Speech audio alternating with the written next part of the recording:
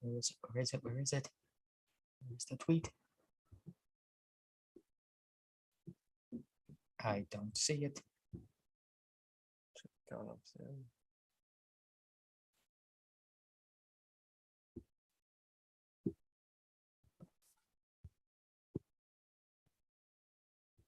I still don't see it.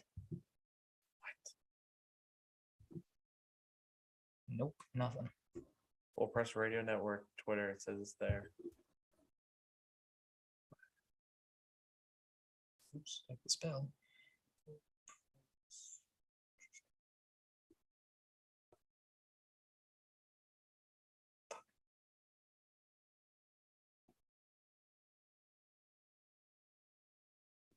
Yeah, it's up there.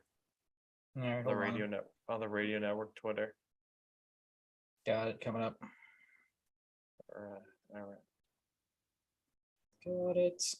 Oh, I forgot to Oh, no, dude, crap. I forgot to change the title, but I can do that apparently.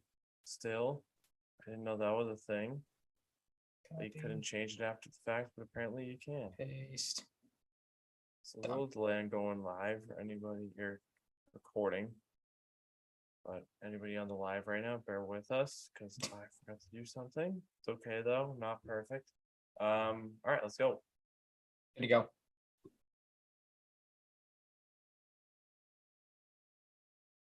Hello, everyone, and welcome back to episode 115 of the Salvaggio and Cratty Sports Podcast. Here for you, the most lovely of Wednesday nights, because hockey is back. It's 7:22 p.m. The Bruins are up 1-0, thanks to Patrice Bergeron, and we're feeling good, aren't we? I'm doing good. No complaints so far. Yeah, I mean, tough to give up an early power play, but they killed it off, and then they get one of their own and they score. So can't ask for much more than that. Bruins are off to a good start for the most part. Jacob Lauko is making his debut, which is dope. As a big Lauko guy myself. But Ryan, how are we tonight? I'm doing well, like I said.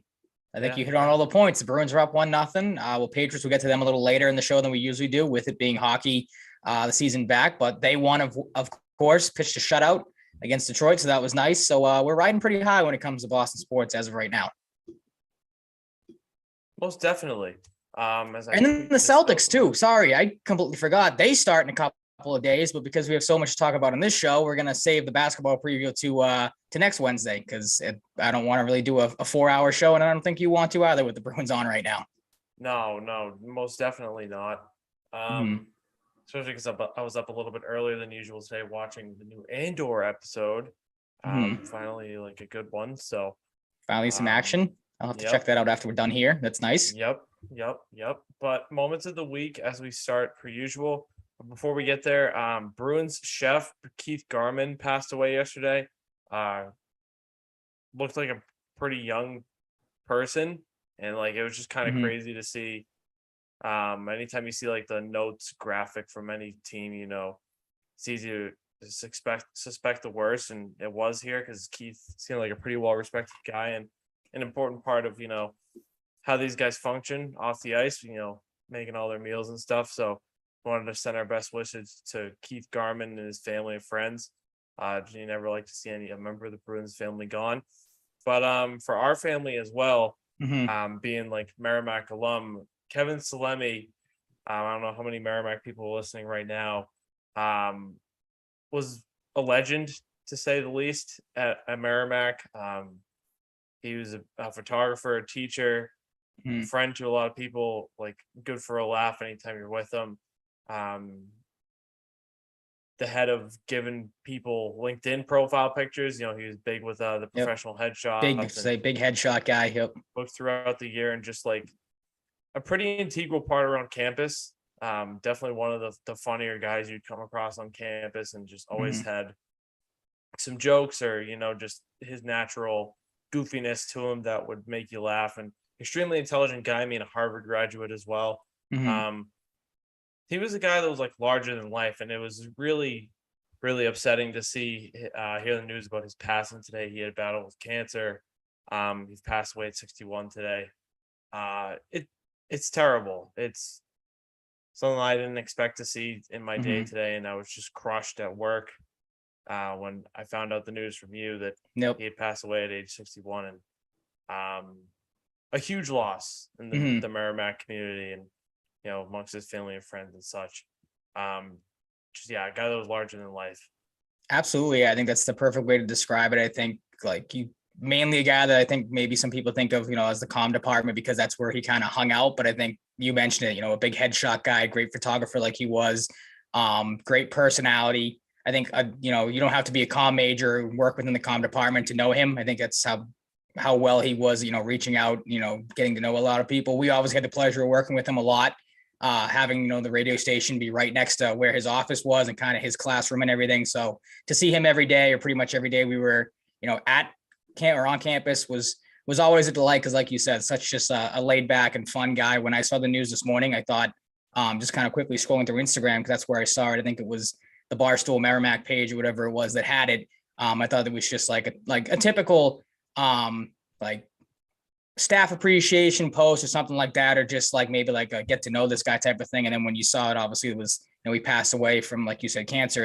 It's a tough loss because it was just such, again, a great guy overall, great personality, and a guy that is definitely going to be missed within the Merrimack community just for everything that he was able to do. Yeah, it's just a loss that I think it's going to take a lot of people a long time to get over. Mm-hmm. It's still very raw to us, and yeah, it's terrible to hear. He's just Mm-hmm. such a positive guy, and his main purpose was to make people laugh and Absolutely. I definitely did a great job at that. Force, to be like a positive force on campus, and he just wanted to help people.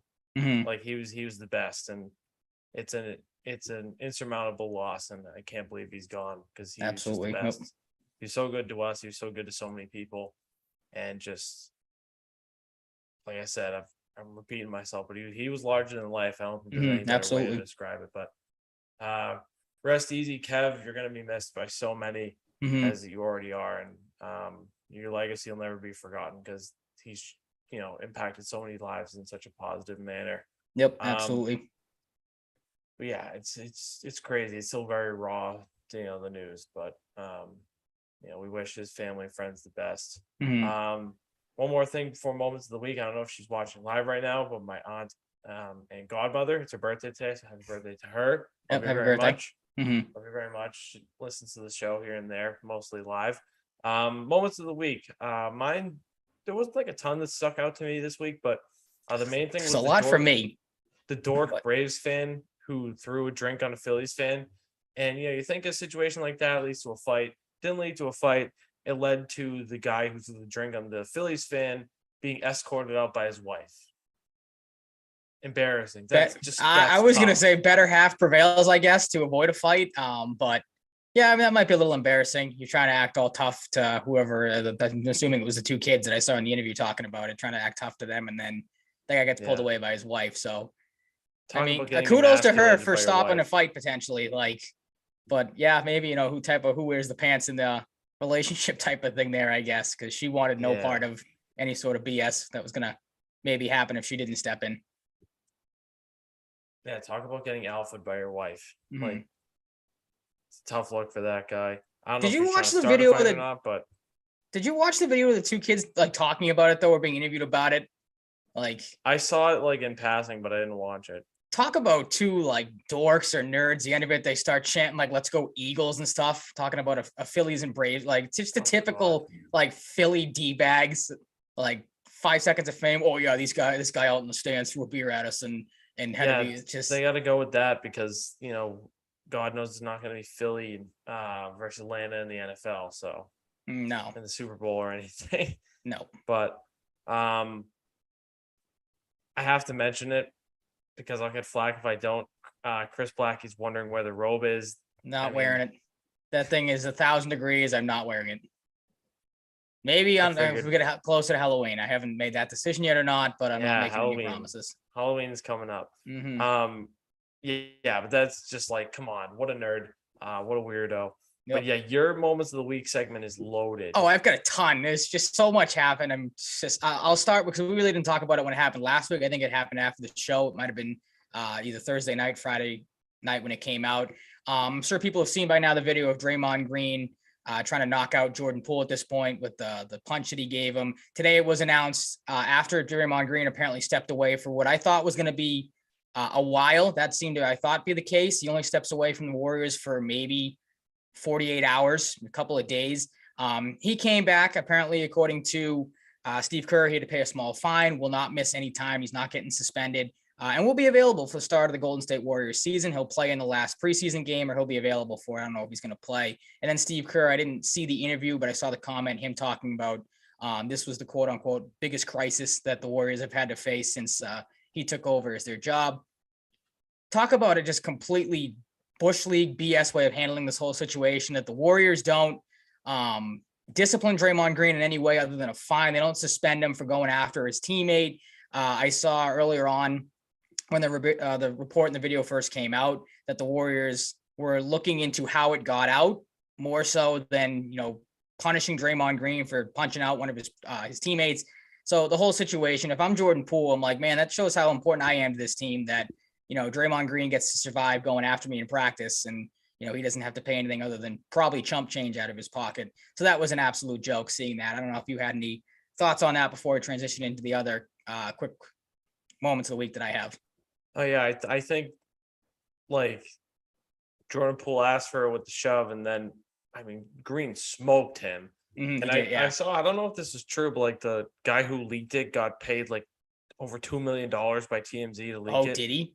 I never saw that. That wouldn't true, surprise so me. I'm kind of like thrown out there with a grain of salt, but that's crazy. I could definitely see that though. Like, I don't know how else that would have gotten out. But again, the fact that they prioritize that over maybe trying to not have your players fight each other.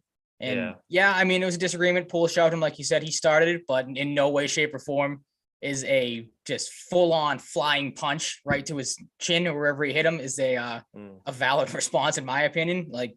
Just goes to show how much of an asshole Draymond Green is. We saw that in the finals last year and have known that for a while. This just continues to pile on. I noticed your second moment of the week is something we talked about last week. Yep, I have, because that came out too a couple days ago. There it is. Living on a highway. Yep. The protester we talked about last week, I believe, in my moment of the week, the one that Bobby Wagner just absolutely smoked. That person is apparently filing or went to the police and just is trying to either sue or file a police report against Bobby Wagner for reportedly suffering a concussion and then burns on his arm, which Bobby Wagner was not the one that put the burns on the arm. That protester was the idiot that walked out with the flare running around. So that I just found funny, that you're trying to go after an NFL player when you were the one that jumped onto the field and ended up causing the harm to yourself. So I don't see how you have any sort of leg to stand on if you're that protester. And if I'm the Rams, once this is all said and done, I would, I think the Bruins just scored again. They did. I would sue the guy, and just, you're wasting our time at this point trying to file a police report against Bobby Wagner. Like, you're the idiot that jumped onto the field. You get what you deserve type of thing. I've seen some people argue that it wasn't Bobby Wagner's place to take it into his own hands to do that. But the guy wanted to have the football game continue to go on. He doesn't want to watch this idiot protester continue to run around and take up more, unnecessary time stopped. But yeah, just saw that. Do you have any thoughts on or you think maybe the protester is in the rights because they now maybe have a concussion and maybe some scars? I didn't think so. Yeah, absolute an idiot. Yeah, if you didn't want a concussion, don't run onto the fucking field with flares. Exactly. And like I said, if you don't want your arms burned, don't carry a flare around and then I don't know. It's just, it's idiotic. Yep. The next one, sticking with football, I'm sure people saw it from the Monday night game a couple nights ago. Davante Adams completely just ran over a cameraman, then gave a half-assed apology. It was kind of just sorry for that guy being in my way. I don't know what you want me to say here. He was apparently charged today with a, quote, city ordinance violation, which carries a fine of $250 or $1,000 or up to 180 days in jail, or both of those things, per Ian Rappaport. So Davante Adams fitting right in with the Raiders. I saw somebody tweet, there's his Raiders moment, just with the history that organization has had over the last couple of years. Any thoughts on that? You think he kind of, I think we know the answer here. He's probably going to get off scot-free with a couple of $100 fines. I don't think he's going to face any jail time because it's Davante Adams. That was you or I, we probably absolutely would be in jail. But any thoughts on that situation or, his apology or anything? Yeah, the apology is whatever. It's kind of funny that he put out a tweet about it too. Oh, did he? I didn't even see the tweet. Yeah, the tweet is funny. Say anything else there or no? No, yeah, it's just there's one angle of the whole thing that makes it look like he kind of just did it an accident in a way, but Mhm. like it's hard to say because like he put his arms out and shoves. Like And just how much yeah. of an accident really is that? Uh-huh. But like yeah, if he's apologizing it, he definitely meant to do it in part. Like it's just whatever. I guess that's his Raiders moment, but like Mhm. it's really nothing to me. But I mean, if I'm the guy getting buried by him, I'm milking that for some dough. So Absolutely. not Like gonna lie. yeah.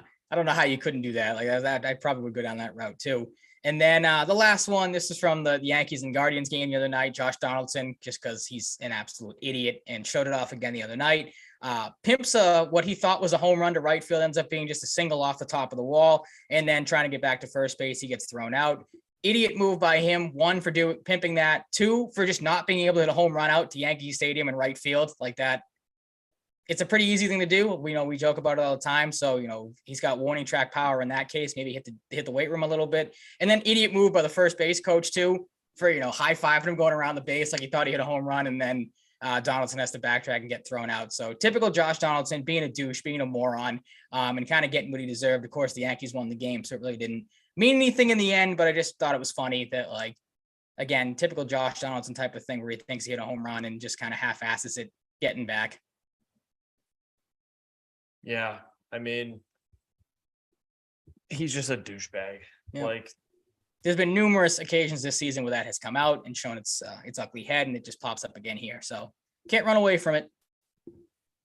yeah, he just everything that comes out about him now is just like him being a douchebag or something related to that. So like, this isn't entirely surprising to me. He did that a couple times during the regular season too, where he'd pimp That's what I singles or mean. Yeah. pimp, Yep. like a long double or whatever the fuck. Like He'd bat flip, start jogging, and then it's like, oh yeah. shit, turn it into high gear because this isn't But getting dude, you're out not that anywhere good close. anymore. You don't No. really have the right to do that because Nope. you're not what you once were. Talk about Taylor Hall just washing took a over the hill. penalty. Saw that. It's not That great. stinks. Yep. Speaking of hockey, it's Bruins / NHL season preview time. My favorite time of the year because especially when the Bruins are playing right now, we get a little bit of live action.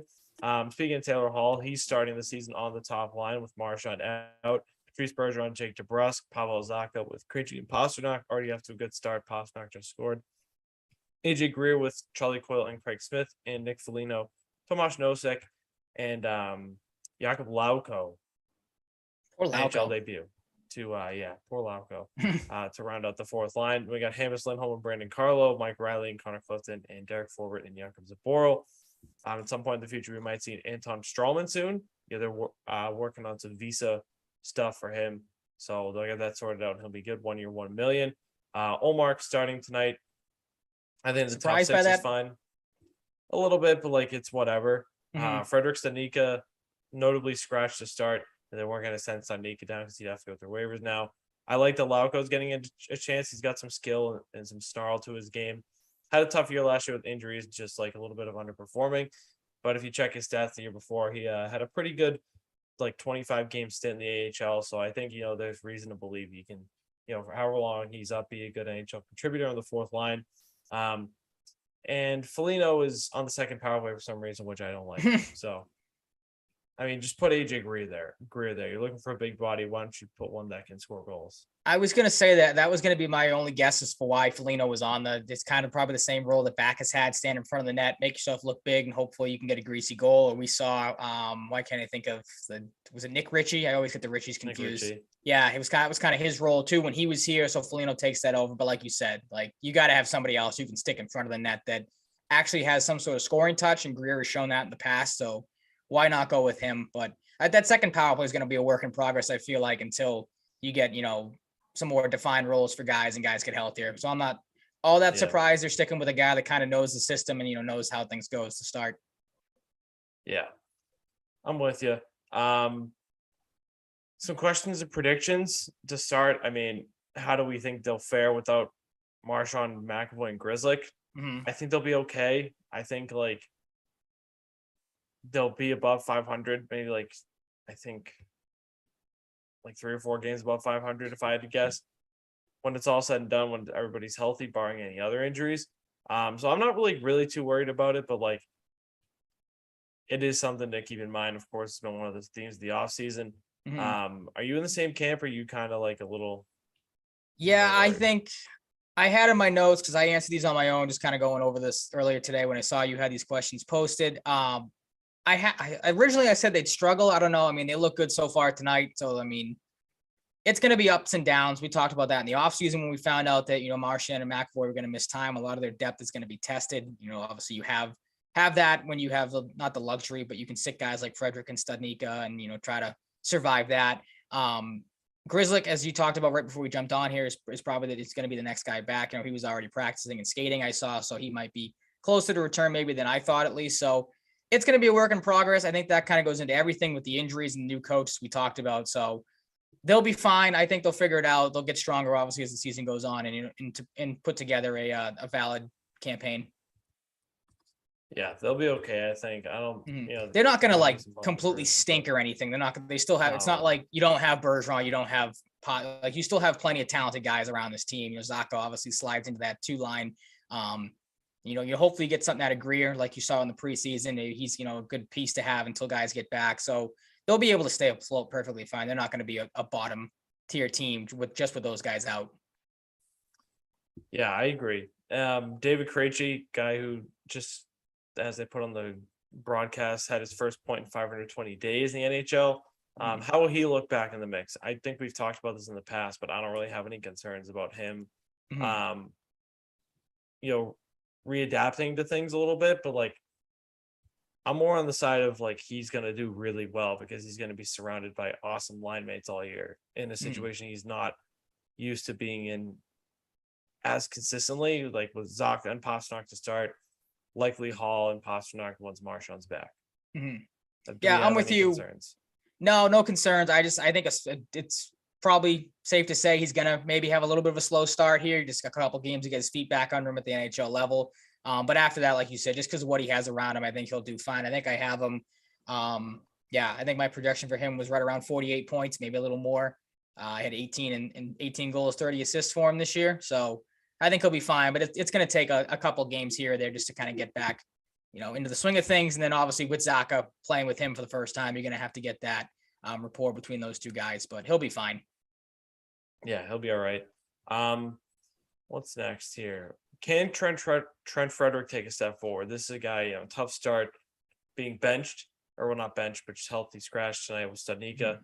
Do we think he can take a step forward, or do we think Trent Frederick is what he is? Because I kind of think he is what he is. I was going to ask you a little bit of room for growth, but not much. Well, that's what, looking at him last year, I mean, I didn't realize, I wouldn't have guessed he put up 18 points last year. That seems like a lot to me. So that's what I was going to ask you. What do you consider a step forward with him? Just more offensive ability, not being an idiot when it comes to taking penalties, a little of both. Because, I mean, I think he's a guy they're probably going to have to rely on a little bit to start the year, just again, because of the injuries. So he'll get his chances.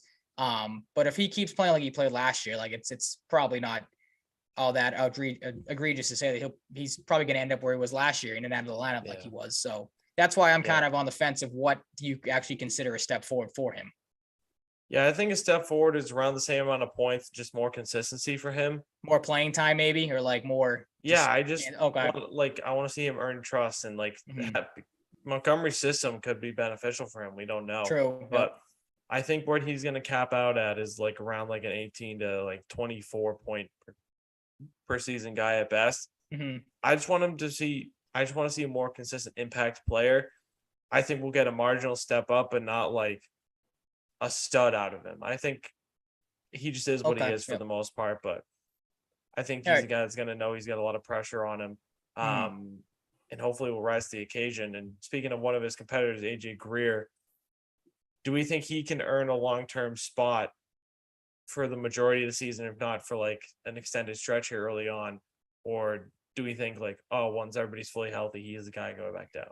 That's where I'm at, because unless Montgomery has some sort of different mindset than, than Bruce Cassidy had in the past and stuff like that. Once the injured guys come back, are they going to stray away from Foligno? If Smith has another season like he had last year, are they going to maybe get rid of him? Probably not. So Greer's probably the easy man out in that sense, even if he's playing well. So I just don't, at the start of the year, I think he'll be fine. He'll be in the lineup here for the most part.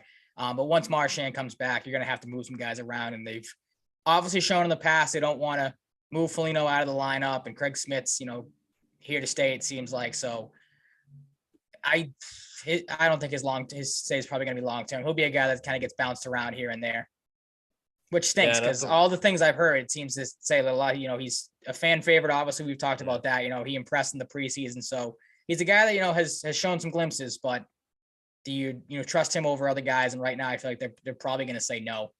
Yeah, he's a guy that's still very unproven at the NHL. So these games are going to be huge. But at the worst case, like we talked about, like around when he was going off in the preseason, if he gets sent down, he's a really good AHL producer. So absolutely, just help Providence. He mentioned Craig Smith.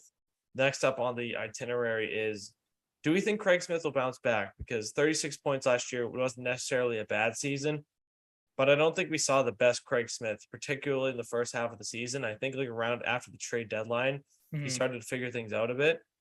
But like we didn't see, I don't think we saw a consistent Craig Smith. Do we expect like a similar season for him, or do we expect a step up? Because I'm expecting a little bit like more consistency, but not like necessarily a huge jump in points from like 36 or anything. I think it's the same as last year. I've said my piece. You know how I feel about Craig Smith. He just doesn't impress me all that much. So I think you're probably going to get the same you got out of him last year. Yeah, I think we could absolutely see that. Brendan Carlo, it's one of the guys that's kind of been under the magnifying glass this year. How is he going to adapt to a new system? He talked in the offseason, like there were times he just didn't feel like himself in Cassidy's system. Like he feels like a fresh start might be good. Not like a negative reflection on Cassidy, but just felt like he kind of like, I think the message he wanted to get across, he kind of lost like his identity as a player a little bit at times. Like he was doing too much, too little, whatever it may be.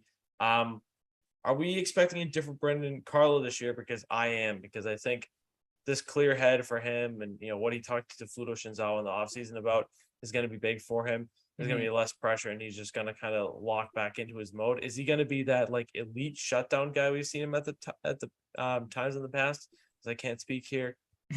I don't know. I think he could definitely to the exact level, but I think we're going to see a better Brandon Carlo this year. And I don't think it's like there's some sort of belief out there with Cassidy and even Montgomery a little bit that he's going to become more of an offensive defenseman. I don't think that's necessary. No, I just want him to be Brendan Carlo from 2-3 years ago. Absolutely. Same thing. I'm going to say yes, because I think they have to see that out of him. Again, with no McAvoy, with no Grizzly to start the year, Carlo's kind of that de facto top line guy. Like he's going to have to play like that. We've seen in the past he can do that, as you mentioned, to an elite shutdown level. Again, if he gets back to that is the question, like you said. But I think he'll be fine. It's kind of the thing of like you mentioned, new system, clear eyes, clear head. He's moving forward. So hopefully you can get the best out of him. And I'm with you. I think they will. Yeah, absolutely. Jakub Zboril, pretty good season, playing primarily on the offside before he tore his ACL last year. Are we expecting some growing pains, getting back into the mix? And, I think he's well past his recovery and it's not going to bother him. But are we expecting, pretty good things out of Zboril, or are we expecting like a pretty like lukewarm type of season? Like, do we think he can take a step above what he showed before he got hurt last year? Are we kind of expecting the same, or maybe a little bit of a slight regression, if that's even the word? Like maybe he overachieved a little bit last year, maybe he didn't, but I'm kind of in like a neutral mindset on Zboril. I'm like in the wait and see aspect of things, but like I think even a slight downgrade from what we saw last year, given his third pairing role, is going to be fine. And I think that's what we're going to get. Yeah, I'm same boat as you again. Like the guy tore his ACL. I can't imagine that's an easy in any sport, but hockey especially. I can't imagine that's an easy injury to come back from. So I think you're going to see growing pains to start as he gets comfortable going back in there. Now I don't think you're going to have horrible games out of him where it's like, oh geez, what is he even out there for? Like he stinks. But you'll see times where it's like, that's a play maybe if he was fully back, fully healthy, he makes, because you saw him make it last year. So there'll be growing pains at the start of the season, I think. But after that, I think, as the season goes on, you'll see him at least get back to where he was last year. Now, again, I don't know if he'll take that step forward. You hope he does. But with an injury like this, who knows if it's going to linger. So I think, again, you said it, wait and see mode. I think that's probably a perfect place to be for a guy that's coming off of ACL surgery. Like, I can't imagine a lot of people are expecting a ton out of him. So if he gives you anything close to what he gave you last year, I think fans should be more than happy with that. Yeah, I think we're both pretty much in the same boat. Mhm. We talked about taking steps forward here. How do we feel about Jeremy Swayman taking a step forward, or maybe a sophomore slump? And will the goalie tandem be as strong as it was last year? I think the end of that, yes, because you're seeing that they trust obviously Olmark to start tonight over. I would have probably, you know how I feel about Swayman. He's the number one guy for me. My prediction for him kind of bleeds into the bold prediction stuff that we'll get to in a second, or maybe specifically team predictions like you have and stuff. I have him by the end of the season being in Vezina consideration, so I think you're going to see a huge step forward from him again if they decide to play him more than going with a tandem. That's going to be the thing to see, because if they go with a tandem, like he probably won't get any consideration. But I think you'll see a big step forward for Swayman as the season goes on. Yeah, I'm in a slightly different camp because I think the tandem's going to be a prevalent thing. I think they like that, and I think they know that it can work. But I think, he finished last year 23, 14, and 3, 2.41 goals against, 914 save percentage. I think we'll see a little bit of a bump in those statistical categories, but like nothing super crazy, like not like friggin' 35 wins and like a 2.18 goals against or whatever. But like I think we'll definitely see the stock go up on Swayman. It's a contract year for him too, so he knows there's a little added pressure there to be an RFA next summer. I think we're definitely going to see a step forward from Swayman this year, and I'm looking forward to it. I had a couple quick predictions. I think David Pastrnak scores 50 goals for the first time this year. Fully healthy, of course, for all of, if not the majority of the season. I think he's got it in him, especially with Krejci back, playing with Hall the large majority of the season. Zacha is no slouch to start. I think David Pastrnak hits 50 this year. I don't know about 50-100 club, but I'm thinking 50 like 95 club. Yeah, kind of around there for Pastrnak, 50-90. I think Taylor Hall had 70 points, and I think it just goes hand in hand with Krejci and Pastrnak again. That line is just going to be a unit. I think it's the first line on a lot of teams in the league, and the Bruins are fortunate enough to have it as their second line.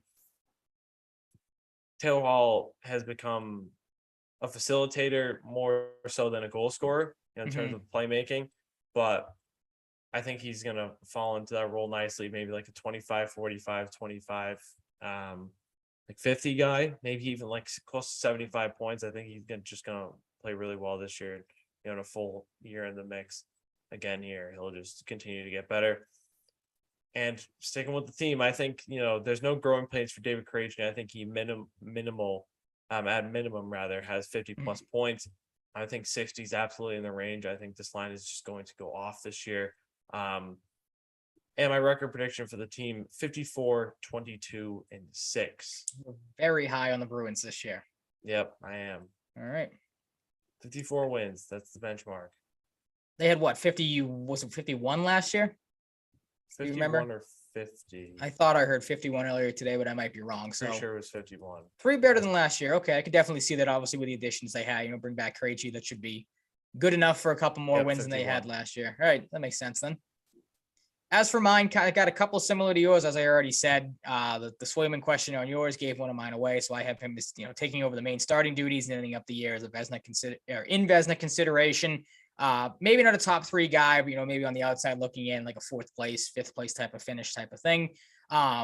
They get a deal done with Pastrnak at some point throughout the season because they really have no other choice. Like, he is the main guy moving forward once Bergeron and once Krejci finally decide to call it quits. Like, you have to get a deal done with Pastrnak. Now, if he's asking for McKinnon, McDavid type of money, does that scare you away a little bit? Yeah. It is tougher. But like, I think at that point, like, he should know the player he is. He's good, but he's not on those 2 guys level. So again, though, you have to get a deal done with him, especially if you're in it. Like, if I don't want to talk about, if they're not in the playoff hunt, because you and I both think they're going to be, what that might mean for a Pastrnak situation, if they maybe have to move him. They get something done. I think both sides are going to come to their senses and say, we need you, you need us. Let's get something to get done and, get this over with here. The new guy, Pavel Zacha. Yeah, I'll say this real quick. Yep. I think a deal's done by Thanksgiving. If they don't have a deal done after Thanksgiving, I'll be really surprised. Okay. At what point does I've seen people like, oh, look at it done in October. It's really just gut feeling for me, but I'm saying by no Thanksgiving they'll get it done. Okay, so if Thanksgiving comes and goes and they don't have anything done, is that your point where maybe a little bit of a panic starts to set in, or is there a date where you're like, okay, or is there a date where it's like, all right, if it's not done by this, then it'll start as a small panic and it'll just grow as the season goes on, just manifest into a giant, like, oh, we have a problem more here. it lasts. Yeah, I'm going. If I had to throw a number out there too, I'm going 8 by like 86.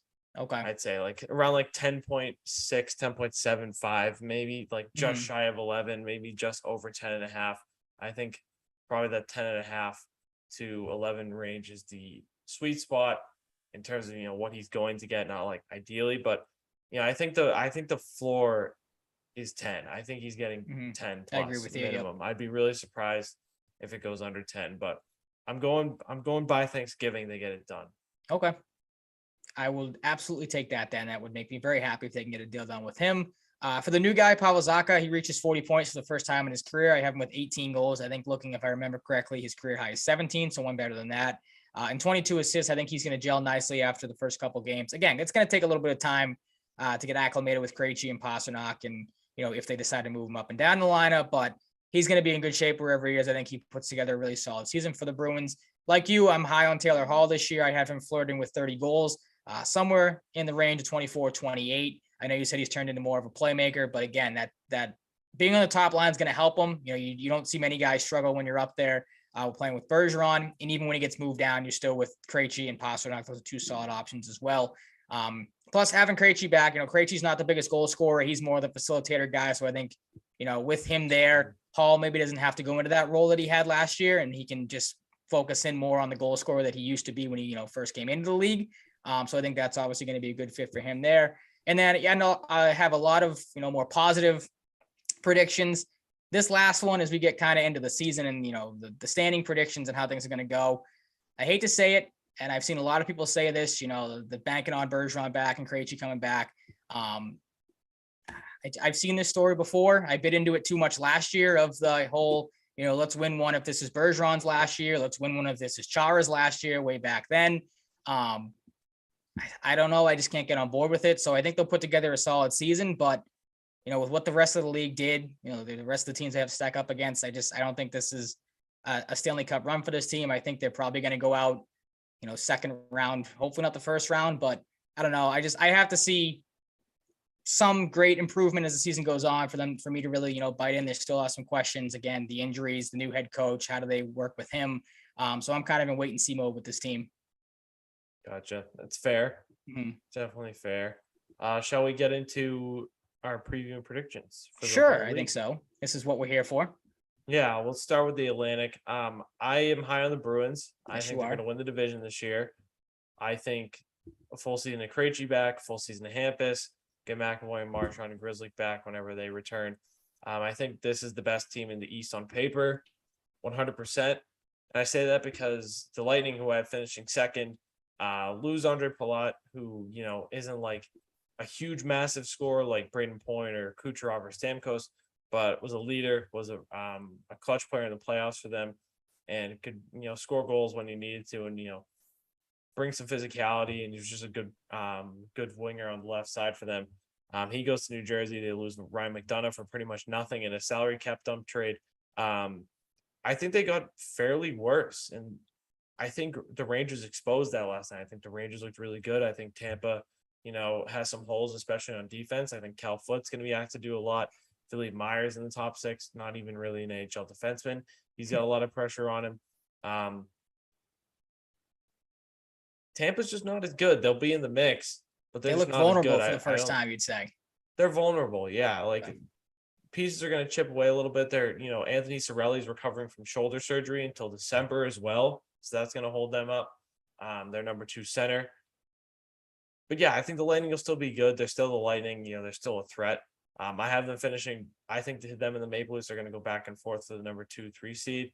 The Maple Leafs are really good. Still, I don't like their goaltending situation with Matt Murray, who is still unproven whether he's going to bounce back or not. And Ilya Samsonov is still trying to find himself in the league. But I do think the Leafs are a playoff team. They'll make it, and they'll lose in the first round, as they always do. Something about Toronto teams doing that. Yeah. Their baseball teams curse too. So Yeah, not Austin great Matthews north of the passed border. on the curse with Yeah. the first pitch. But yeah, the Yep. Leafs will still be pretty good. Austin Matthews is probably going to score 60 goals again, I bet. They'll be good, but they'll still be the Leafs. I think I'll believe it when I see it, when they win a playoff round and maybe more. I think the Panthers are due for a step back. Look, they get Matthew Tkachuk, who's phenomenal, and trade Huberdeau, who's also phenomenal. But I think losing Uyghur is going to be huge for them, like really huge. A right side defenseman who played the left side. They really just don't have a lot on the left side anymore. They have like Gustav Forsling and friggin' like Josh Mahura, who they just claimed off waivers. Like their left side is very weak. It's their defensive core is pretty much Aaron Ekblad and then everybody else. And that's just not enough. So I think they're going to take a big step back. They go from 118 points to 4th place in a division. I just think it's going to be really tough for them defensively. Like Gustav Forsling, Josh Mahura, they have Mark Stahl, maybe Max Gildon from UNH makes the team. They just don't have a lot of left side depth. And I think that's really going to hurt them. I think Gustav Forsling's fine, but he's not your top pairing defenseman ideally. And there's just not enough depth there. Yeah, their forward core is still pretty good, but they're missing Anthony Duclair to start the year. I think there's going to be some bumps and bruises for Florida last year. They're going to come back down to earth and just squeak into the playoffs. I do not have the Ottawa Senators. I think some people out there are high on the Senators to return to the playoffs for the first time in a while. A couple people say that. It was kind of surprised. Yeah. I know they made some solid moves, but I'm like, I don't know if that team's there just yet. Yeah, I mean, they get to bring in Giroux, but it's just not enough for me. Their defense is still very poor outside of Thomas Chabot.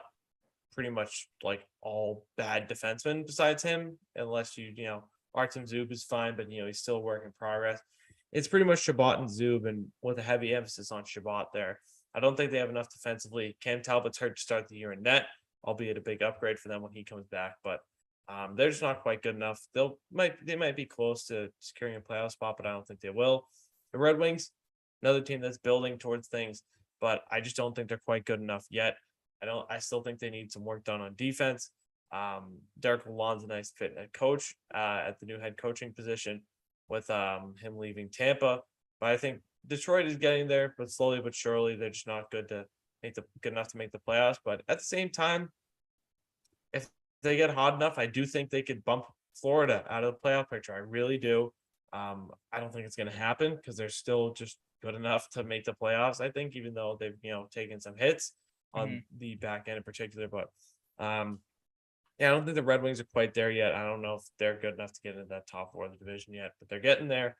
Sabres, another team. Rebuild's going pretty well for the Sabres, but just not close to good enough yet. They're going to focus on the youth a lot this year, but that's exactly what they're going to do. They're going to accelerate the rebuild a little bit by getting these young guys in the mix. Not quite good enough.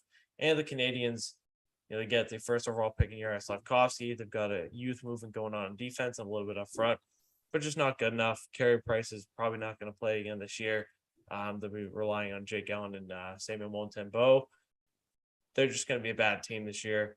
Maybe a little better than last year, but still not very good. I have them finishing in the basement. What about you for the Atlantic Division? I definitely did not go as in depth with all these predictions and stuff. I just kind of looked at all the betting websites and all the, big ESPN, CBS, stuff like that, their predictions. So I definitely don't have as much insight as you. But my Atlantic Division is kind of the anti yours. I have Florida taking the top spot still. I just think they're going to be one of those teams that, great season last year and then have obviously just a horrendous postseason and kind of bow out early. I think that's going to fuel them this season to, maybe redeem themselves in that. Toronto, I kind of flip-flop with them in Florida because I saw a lot of people were high on the Maple Leafs, but they're the Maple Leafs. I think they're going to finish second, though. They'll put up a good season, but, it's Toronto. You're just kind of waiting for them to fall off. So I think Florida jumps in front of them. Tampa Bay, like you said, they got a decent amount of losses, but I feel like they're kind of, with, again, to cross sports here, they're kind of the Astros of hockey, I feel like. Doesn't matter what they do. They always just seem to be there. They always seem to be good, so it doesn't matter who they get, who they lose. They just kind of stick around. I think they finished third. And then again, you can just never count out Vasilevsky. It wouldn't surprise me if he just at some point in the season just takes them on his back and carries them into the playoffs, because we've seen him do that in the past. Bruins, like I said, I'm not as high on them as you are. Just because I want to see how things go, how they can withstand these big injuries they have. I think, maybe at the start of the season, it might hurt them as things goes on. Maybe they make a race and jump, into 3 or 2, but right now I have them at 4. Ottawa 5, again, like you said, some good moves, but they're still just too young. Detroit 6 for the same reasons, 7 Buffalo, and then Montreal 8. I think Montreal is going to be one of those teams that is in the race to finish with another potential lottery pick. And who's the second coming of Christ that is supposed to be in the draft this year? Connor Bedard. Connor Bedard, thank you. I couldn't remember what the phrase that everyone's coining to, tank for him or whatever it was that I think you told me I've before. seen some terrible ones. That's why I remember us talking about him. Him. One yet. Nope. But yeah, Montreal could be in that mix. Mm-hmm. But what's next? Metropolitan Division next. The Metro. I have the Hurricanes as the popular belief I feel like is out there. I have them winning the division. I think Max Pacioretty had the lineup for the large majority of the season, probably to around the trade deadline, I think. Hurts them. They got their elite scorer that kind of, I feel like people like, they need another elite scorer to push them over the hump. I think they'll be good enough even without him. I think they proved they were a good team last year. And they still are. They lost some pieces, but I think they've recuperated quite well. I have them just edging out the Rangers. I think that's going to be a back and forth battle for the top 2 seeds in the Metro. I think the Rangers are very good. I think they've got a little bit of a taste of what they need to do from last year. They fell just short. I think they're going to be really good, and they showed it. Started last night with a win over the Lightning. Just a really good roster. They get Sammy Blais back. You can expect some more from some of their young guys, and the defensive core is rounding into one of the better, young D-cores with a good balance of some veterans and some good young players. As looks like Jake DeBrusk is okay. He was flexing his right hand on the bench. That looked like kind of crumpled up there. Yeah, he might. I think he's okay now. Maybe just a little bit of a stinger there in some way, but I think the Rangers are still really good, and Igor Shesterkin is the best goalie in the world. Like, it's not Vasilevsky anymore. I'm sorry. Like, Shesterkin proved it last year. I think you could, definitely make that argument. Finals. Shesterkin's just ridiculous. He's a Russian goalie phenom, freaking robot. Like, it's or that too, yeah. He's an android. I have the Penguins. There's a lot of pressure on the Penguins this year with them keeping Malkin around and Letang and their core aging. I think they're still going to find a way. I don't like what they did defensively in the offseason, but I think they're still going to find a way to get in the playoffs. I think the Capitals will squeak in a similar vein. They're at a tough spot to start the year. I don't know if Carl Hagelin's going to play this year. Nick Backstrom is on long-term IR right now. Tom Wilson's hurt, so they're banged up to start the year. But I think they'll find a way. I think Darcy Kemper, once he gets settled in, proved last year that he's a very good goalie and led the Avalanche to the Cup Finals and winning the Stanley Cup. I think he's going to be a huge driving force for them in an area they didn't really have a ton of strength in last year and still made the playoffs. But I think Darcy Kemper and, obviously the main cast of characters, Kuznetsov, Ovechkin, Carlson, and all that jazz, are going to be enough to get them into the playoffs. I have the scrappy Blue Jackets, who landed the big fish this year in Johnny Gaudreau, just missing the playoffs. I think they're going to take a little bit of a step forward, but they're still in that fringe category. Could they knock off the Penguins or the Capitals and get in? I absolutely think so, but I don't think it's going to happen this year. It's going to be tough sledding for them. I think they'll finish just short. But as I say that, Patrick Laine just scored to take the lead over the Hurricanes. They're going to be good. They're going to be fun. They're definitely going to be more fun than we've seen them in past years. But I don't think they're going to get in quite yet. I have the Islanders in 6th. They roll out the same roster pretty much every year now. Seems like it. There's not a ton of big moves on that team. It gets to a point where it's just not going to work. It didn't work last year. I don't think it's going to work this year. Taylor Hall's off to my good 30-goal prediction start. He just scored a pretty nice goal. Hey, freak out. Let's go. Nice. We're just crumpling the Caps. Darcy Kemper sucks. You were wrong. Yeah, he's a wrong. bad goalie. Fuck. Sorry, the Islanders though, same roster, mediocre team. Their main new thing is a new coach, and that's just not going to be enough. Do I think it's going to open up Matt Barzal a little bit more than last year? Cool. Yeah, but I don't think they're good enough, and I think they're going to miss the playoffs again as a result. And I think Lou Lamoriello is going to be gone by next fall as GM. I don't think it's going to work anymore. He's too much of this secretive old Lou now. He's super mischievous. It gets to a point where you just can't do this every year if you're going to underachieve. I think they're going to underachieve this year. And Lou Lamoriello is going to be gone. That's one of my bold predictions, I'd say. some people are high on the Devils. I'm not. They're just still not there yet. I don't think they can stack up in this division quite yet, unless, like I said earlier, maybe the Penguins or Capitals take a step back. But yeah, they're building something. I think Jack Hughes is going to flirt with like 80 to 90 point territory. I think Alexander Holtz is going to be in the Calder consideration, maybe on his line all year. But the Devils just aren't there yet for me. Could I see them leapfrogging the Flyers maybe for the 6th spot? Yeah, but they're building something, but it's not quite there yet. But they've got a really nice rebuild going, I will say that. The Flyers, worst run team in the league, worst GM, worst coach.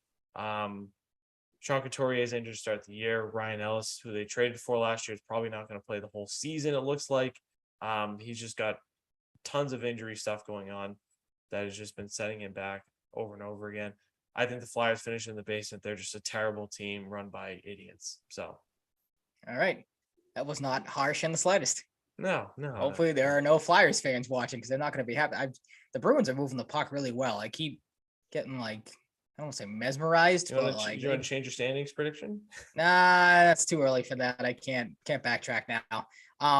My Metro, like you, I have Carolina taking it. I think same thing. It's going to be them and the Rangers back and forth. There was not many predictions I saw that thought it wasn't going to be one of these two teams. I saw a lot of people high on the Rangers, and rightfully so, because they are a pretty loaded team. Like you said, they probably have the best goalie on the planet.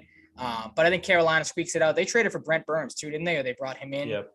So I think, that'll help sure up. Scored. I did see that. Yeah, I didn't want to mention that one. We don't mention the negatives when it comes to the game. Yeah, sorry. It's too early for that. But yeah, I have Carolina. Just maybe a little bit more balanced of a team. They edge out the Rangers. Pittsburgh, I think they'll stick around. Same thing. They're kind of always there. They kept their, core guys for the most part together. Brought Malkin back. Was able to retain Letang. I could have made that easier for myself to say. Letang. Yep. Letang. There you go. That's the one. But yeah, they brought him back too. They still have Sidney Crosby, who's still playing at a high level. I think they'll be right in the middle of that division. I have Columbus squeaking out Washington. Washington's kind of in the same boat the Bruins are, with a ton of big name injuries to start the season. But there are more questions on, if Washington's guys are going to be able to come back and, really even play at all. I thought I heard the other day that, Backstrom might not even make it back this year.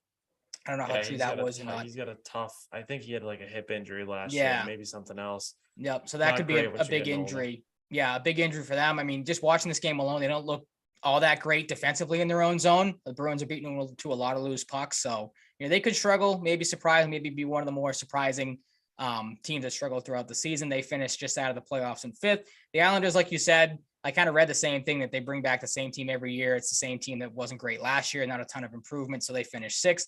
Same as you, New Jersey. They're still up and coming. They're not there yet. They're 7th. And Philly, again, just a poorly constructed roster, a poorly run team. Like, they are going to finish in the bottom of that division.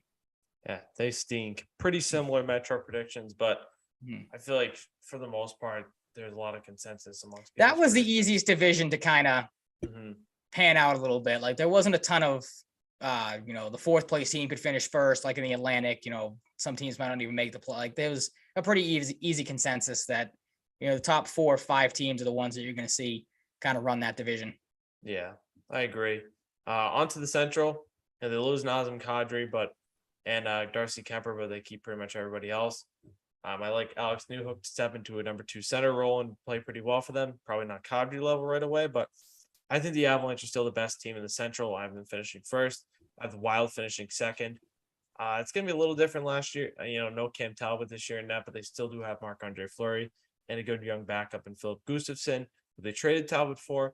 Still pretty good roster. I like where they're at. Not a ton of change from last year. I think they'll still be firmly in the mix. I think they'll go back and forth in the 2 and 3 spot with the St. Louis Blues, though.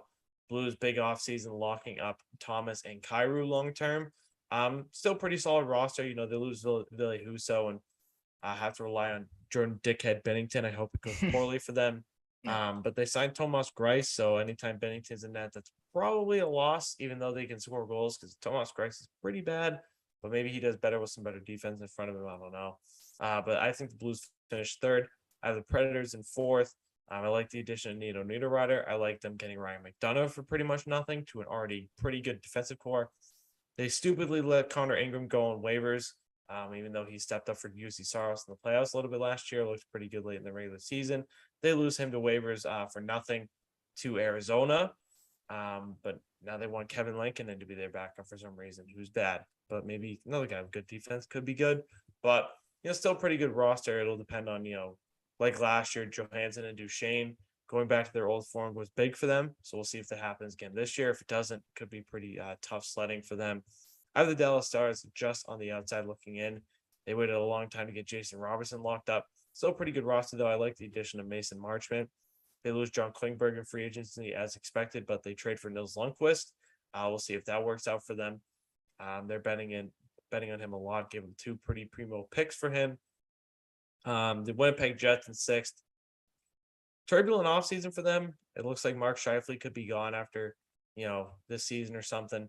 Maybe sometime in the future. Pierre-Luc Dubois plans on testing the market, so this could be his potential last year already.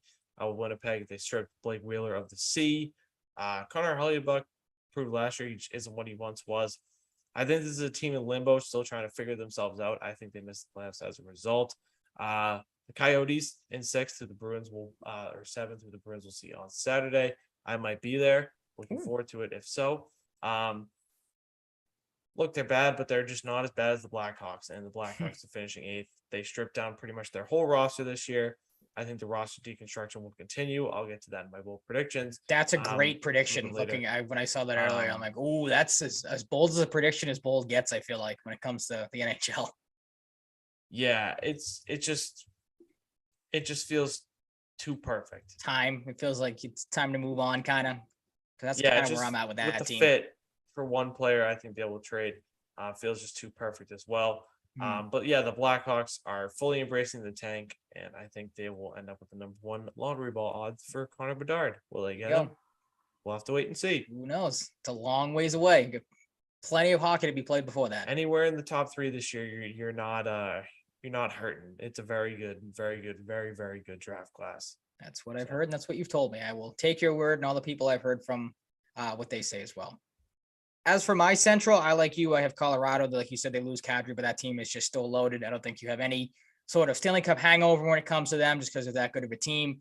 So I have them finishing first as well. I have Nashville being the number 2 team in the division. Maybe it's a surprise to some, but as we'll get to my award predictions in a minute, that there's one big reason, or maybe 2 big reasons why I think that's going to be the case. Pretty solid team all around.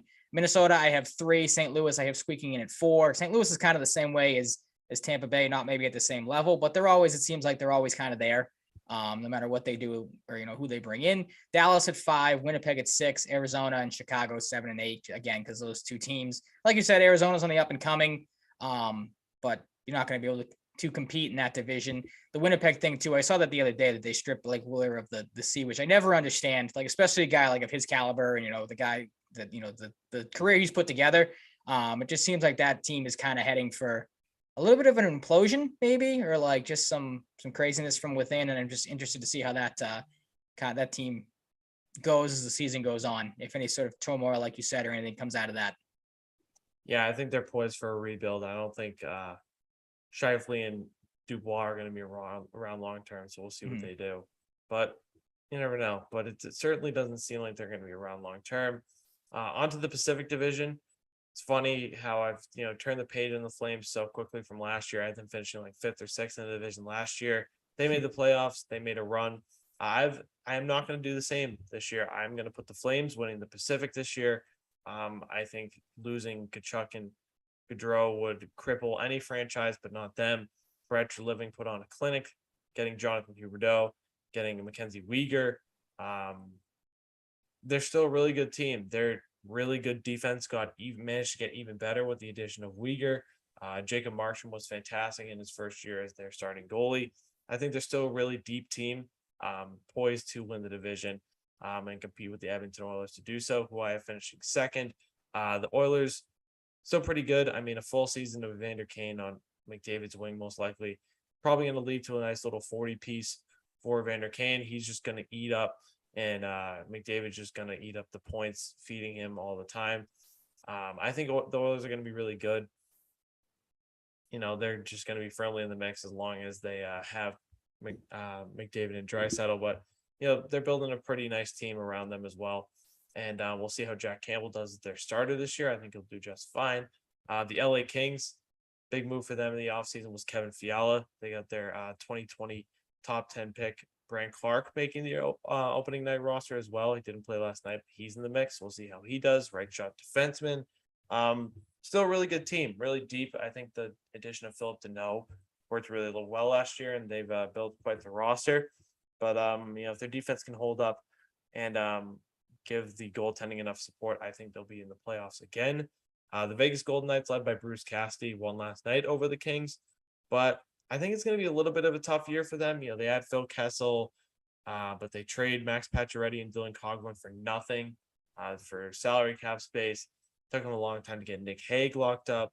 Robin Lehner's out to start the year. We'll see how Logan Thompson does as their starter.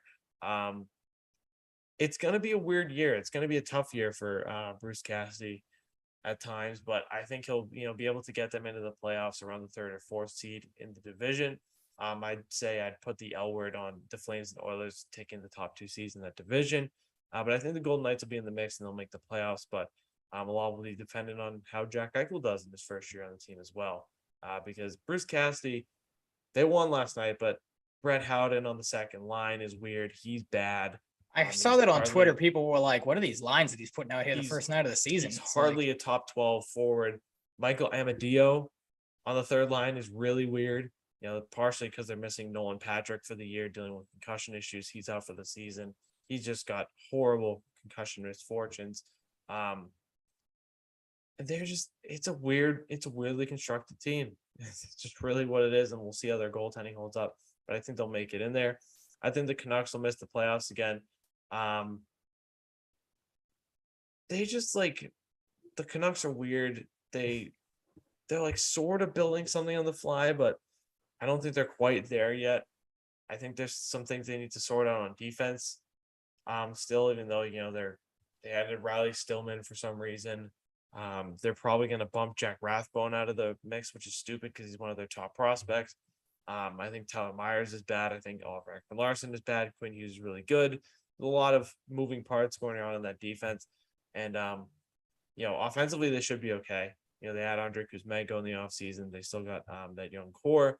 JT Miller locked up long term, but I don't think they're quite good to make the playoffs.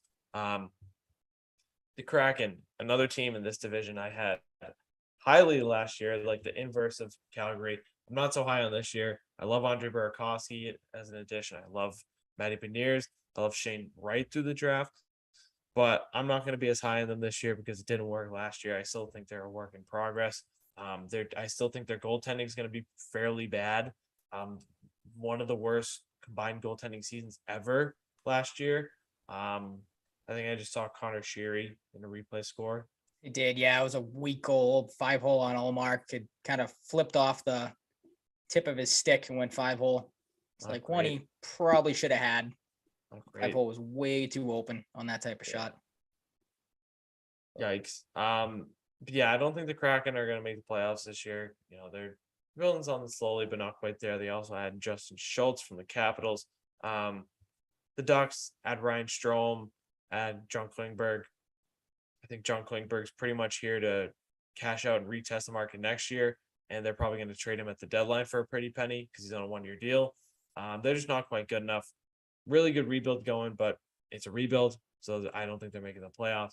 And the Sharks also rebuilding kind of on the fly with all their bad contracts. They dumped a good chunk of Brent Burns's, but they're still a work in progress. They got a decent rebuild going as well. I wouldn't say on the Ducks level, but I say that, and then they send William Eklund and Thomas Bortler, their 2 top prospects, down to the minors. So I'm not entirely sure what they're doing. Just not a good team. Mm-hmm. Not great goaltending. I think the Sharks finish in the basement in the Pacific.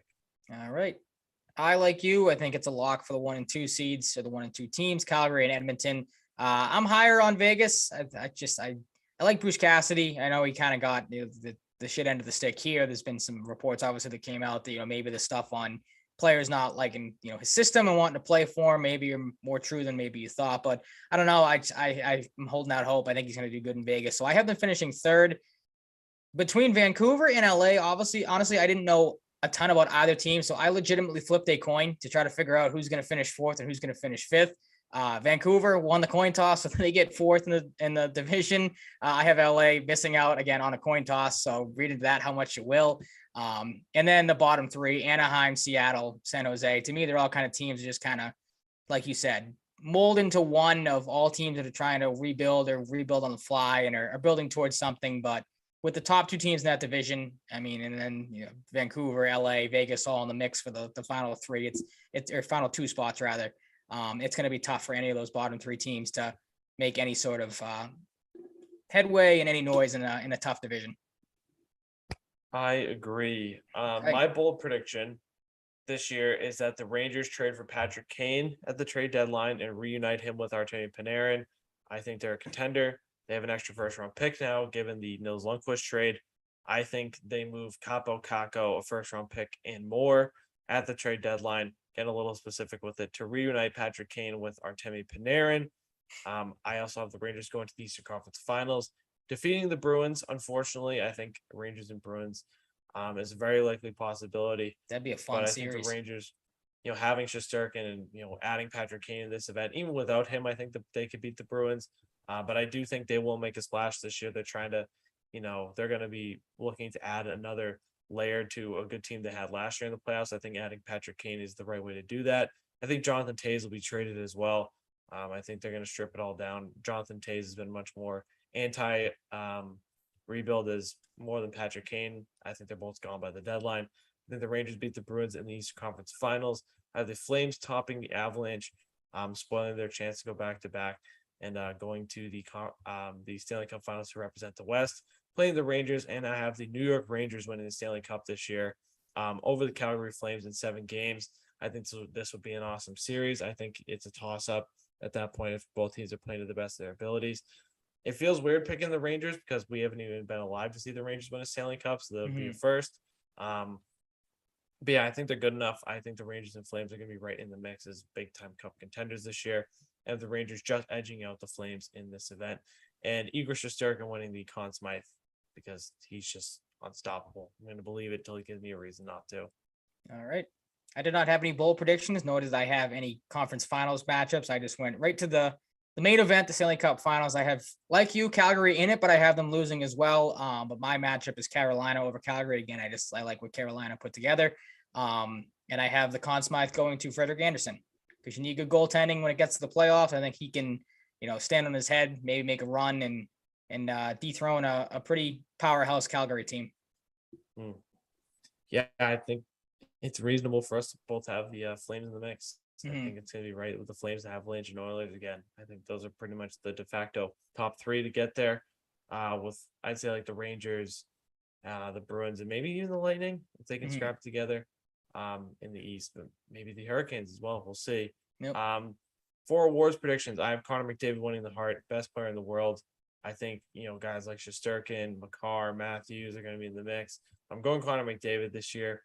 He's going to be a man on a mission. I think just as easily as I have the Flames and Avalanche, I think the Oilers could get into the mix in the Western Conference Finals this year and even win it, go to the Cup Finals this year for the first time in McDavid and Draisaitl's career. I also have McDavid winning the Art Ross and the Ted Lindsay. Art Ross being most points, Ted Lindsay being the most outstanding player, best player in the world. I think he's going to clean up with some awards this year.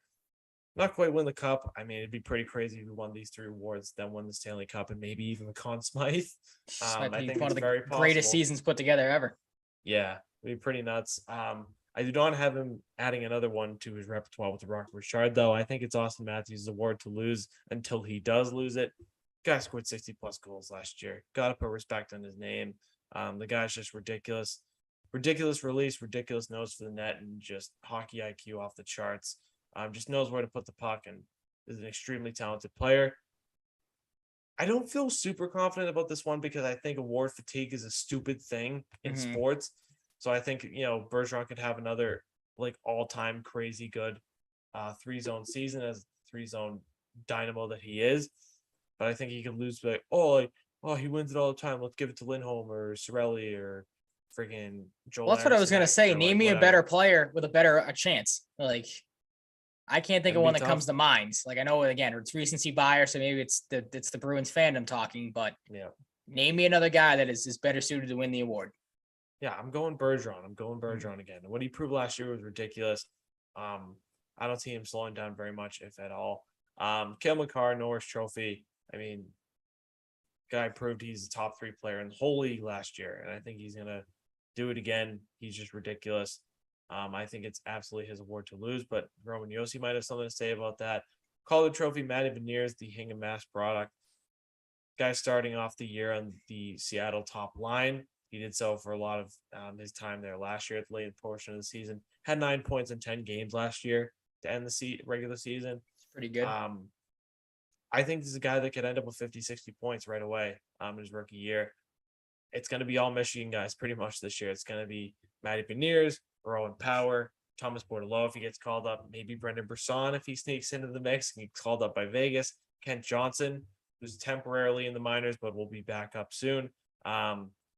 With Columbus, I think he got sent down because they needed to call the backup goalie because Merzlikins is hurt, or Korpisalo. I think Korpisalo actually is hurt. But yeah, I'm going Matty Beniers. I think as the top line center for probably the whole season, he's in a really good position to succeed. I think he's starting the season with Jared McCann and Andre Burakovsky on his wings. So 2 pretty solid wingers as well. I'm going Shesterkin for the Vezina. If you can't tell, I'm very high on Shesterkin. He proved to me he's the best goalie in the world last year. It's crazy to say with Vasilevsky in the league, but Shesterkin's out of this world good. I'm going with him. And the Jack Adams to close it out. I'm going Jim Montgomery because I think I'm very high on the Bruins. I think if you're leading a team to win the division in your first year as head coach, you are in the Jack Adams mix. I'm going with Jim Montgomery. Yeah, pretty solid consideration doing all that. Yeah, I'm going for it. It's him. All right, fair enough. For my award predictions, I'm high on a guy for a couple awards as you are with McDavid. McDavid, big contract. I'm following with another guy that signed a big contract. He's going to have to live up to it this season, and I think he will. I have Nathan McKinnon winning both the Hart and the Art Ross trophies. Again, like you signed that massive deal. And the Ted Lindsay, true. Yes, thank you. I forgot that. So you have him as your McDavid. Yes, I do. I think, again, he's getting paid more. Arguably, is he worth more than McDavid? Probably not, because Connor McDavid, like you said, is the best player on the planet. But he's going to have to live up to that contract, and I think he's going to put together a very solid season to do so. The Rocket Richard might come as a surprise, but I have Ovi taking it just for the reasons we talked about. Washington's they are banged up right now. So if, they want to stay in a playoff race and stay, put together a good season, I think Ovechkin's probably going to have to carry this team at times. We've seen him do it in the past, obviously with, a better supporting cast when healthy. But he's going to put together a solid season because they need him to. And he ends up taking home another Rocket Richard. Selke, like you said, it's Bergeron. Again, find me a better candidate, a better guy to win the award. I don't think he can. So again, maybe that's my Bruins recency bias and just Bruins fandom speaking, but it's going to be Bergeron. The Norris, I'm going against you. I'm going with Roman Yossi because I'm high on Nashville as my, I'm going to skip over the Calder and go to my Vezina as my next pick will show.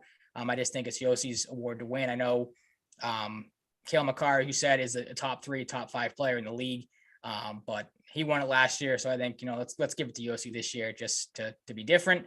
Vezina, like I said, going to that, I have UC Saros winning it. Again, I think he's going to carry Nashville and they're going to put together a surprisingly really good season because of him. He was a finalist last year. I think this year he takes it. Matty Beniers, like you, I have winning the call there for the same reason. He's up on the first line with Seattle. He's going to get plenty of opportunities to produce. And I think he will in that role. You said it, the Ted Lindsay, I have McKinnon, and then the Jack Adams, I have it's Gerard Gallant of the Rangers. I'm high on you as you are with the Rangers as well. I think they put together a good season. I think he wins that award. Love it. Thank you. Kyle Center, a full press guy in the YouTube chat, said former NHL goalie and goalie coach Stefan Waite, I hope I pronounced that correctly, said that he thinks Shesterkin is the best goalie in the NHL, so we're not alone in that opinion. Good to know. Definitely can make the case. The season we talked about it all last year. The season he put together was absolutely phenomenal. So they got a good one in New York, no doubt about that. To follow this kid or follow Lundqvist up with this kid, it's ridiculous. Very good goaltending. Yeah, they're in good hands. Mm-hmm. But yeah, that's our season preview, our season predictions. I'm high on the Bruins. Ryan is a little less high, but I think it's a work in progress type of thing. Yep. Yeah. But we'll see what happens. It's going to be a fun year.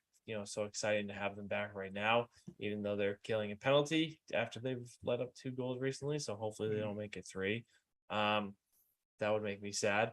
But Yeah, we'll see. I got Rangers over Flames. Ryan's got Canes over Flames. So we'll see who's right or rough finish one for of us are Calgary. even close. That's Yeah, our it consensus. If we have one it's tough. consensus, it is the Flames season is not going to end well. Yeah, and look, if Connor McDavid doesn't win a single individual award, I think you're a hockey genius. After I thought about that too, I'm like, wow, I didn't have him winning anything on that. That's maybe not, but I went back and forth. I think at one point go berserk. Yeah, I think at one point I had him winning the Art Ross, and then I maybe changed it to I might have had him winning the Ted Lindsay, and then I said, screw it, I'm just going to put McKinnon down for everything, just to make it an absolutely bonkers NHL season.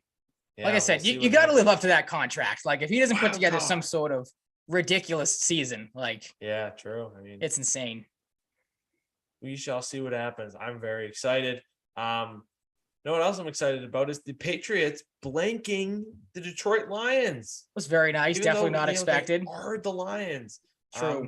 They looked like the Lions in this game. They made typical Lions Jared Goff mistakes, and I think that was obviously a big thing. Like I know it was a 29-0 shutout, so people were talking about the Patriots offense and Stevenson looking great, Myers looking great, but the defense I think is what stole the day. You had the scoop and score and the strip sack. Jack Jones, another very impressive interception. He's turning into a stud right before our eyes. Maybe a little too early to say that. I don't know, but he's been great the last couple of weeks. So a lot to like in this game. And I said it to my dad watching the game Sunday. I think the Patriots should go the Red Sox route of things and continue to play in the red uniforms until they lose, because it clearly brought them luck on Sunday. So go with those like the Red Sox went with the yellow jerseys and until you lose a game or don't perform well. It's fair. It's a fair point. I like it. But yeah, I mean, is it early to say Jack Jones is this much of a stud corner? I don't know. But it's the return's looking good. Looking good. So let's get into it, shall we? Studs and duds, absolutely. I'm getting very boring with these studs because once again, as my number 3, I have Matt Judon. Guy shows up every week. You know, it's red sleeves, blue sleeves, doesn't matter what he's wearing. 3 tackles, 2 sacks, 1 tackle for a loss, and 4 quarterback hits. It seems like he was in Jared Goff's lap every play of the day. He was in the backfield a couple times as well. He put together a very solid game and has put together a very solid season. I don't know what else I can say about Matt Judon because at this point, I feel like I sound like a broken record, but the guy is, been phenomenal again this season as he was at the start of the last season. And I keep saying it. Hopefully he can continue this because he's putting together another very strong start. Yeah, he certainly is. My number 3 stud is Jack Jones because solid stud. Another interception. 3 tackles too. Not like a banner day for him, but another solid day. He just continues to show that that big game last week wasn't a fluke. Mm-hmm. I think the number 3 stud. The interception alone, just able to come down with the body control, toe tap, and make the catch like that alone should put you. I would have, awesome.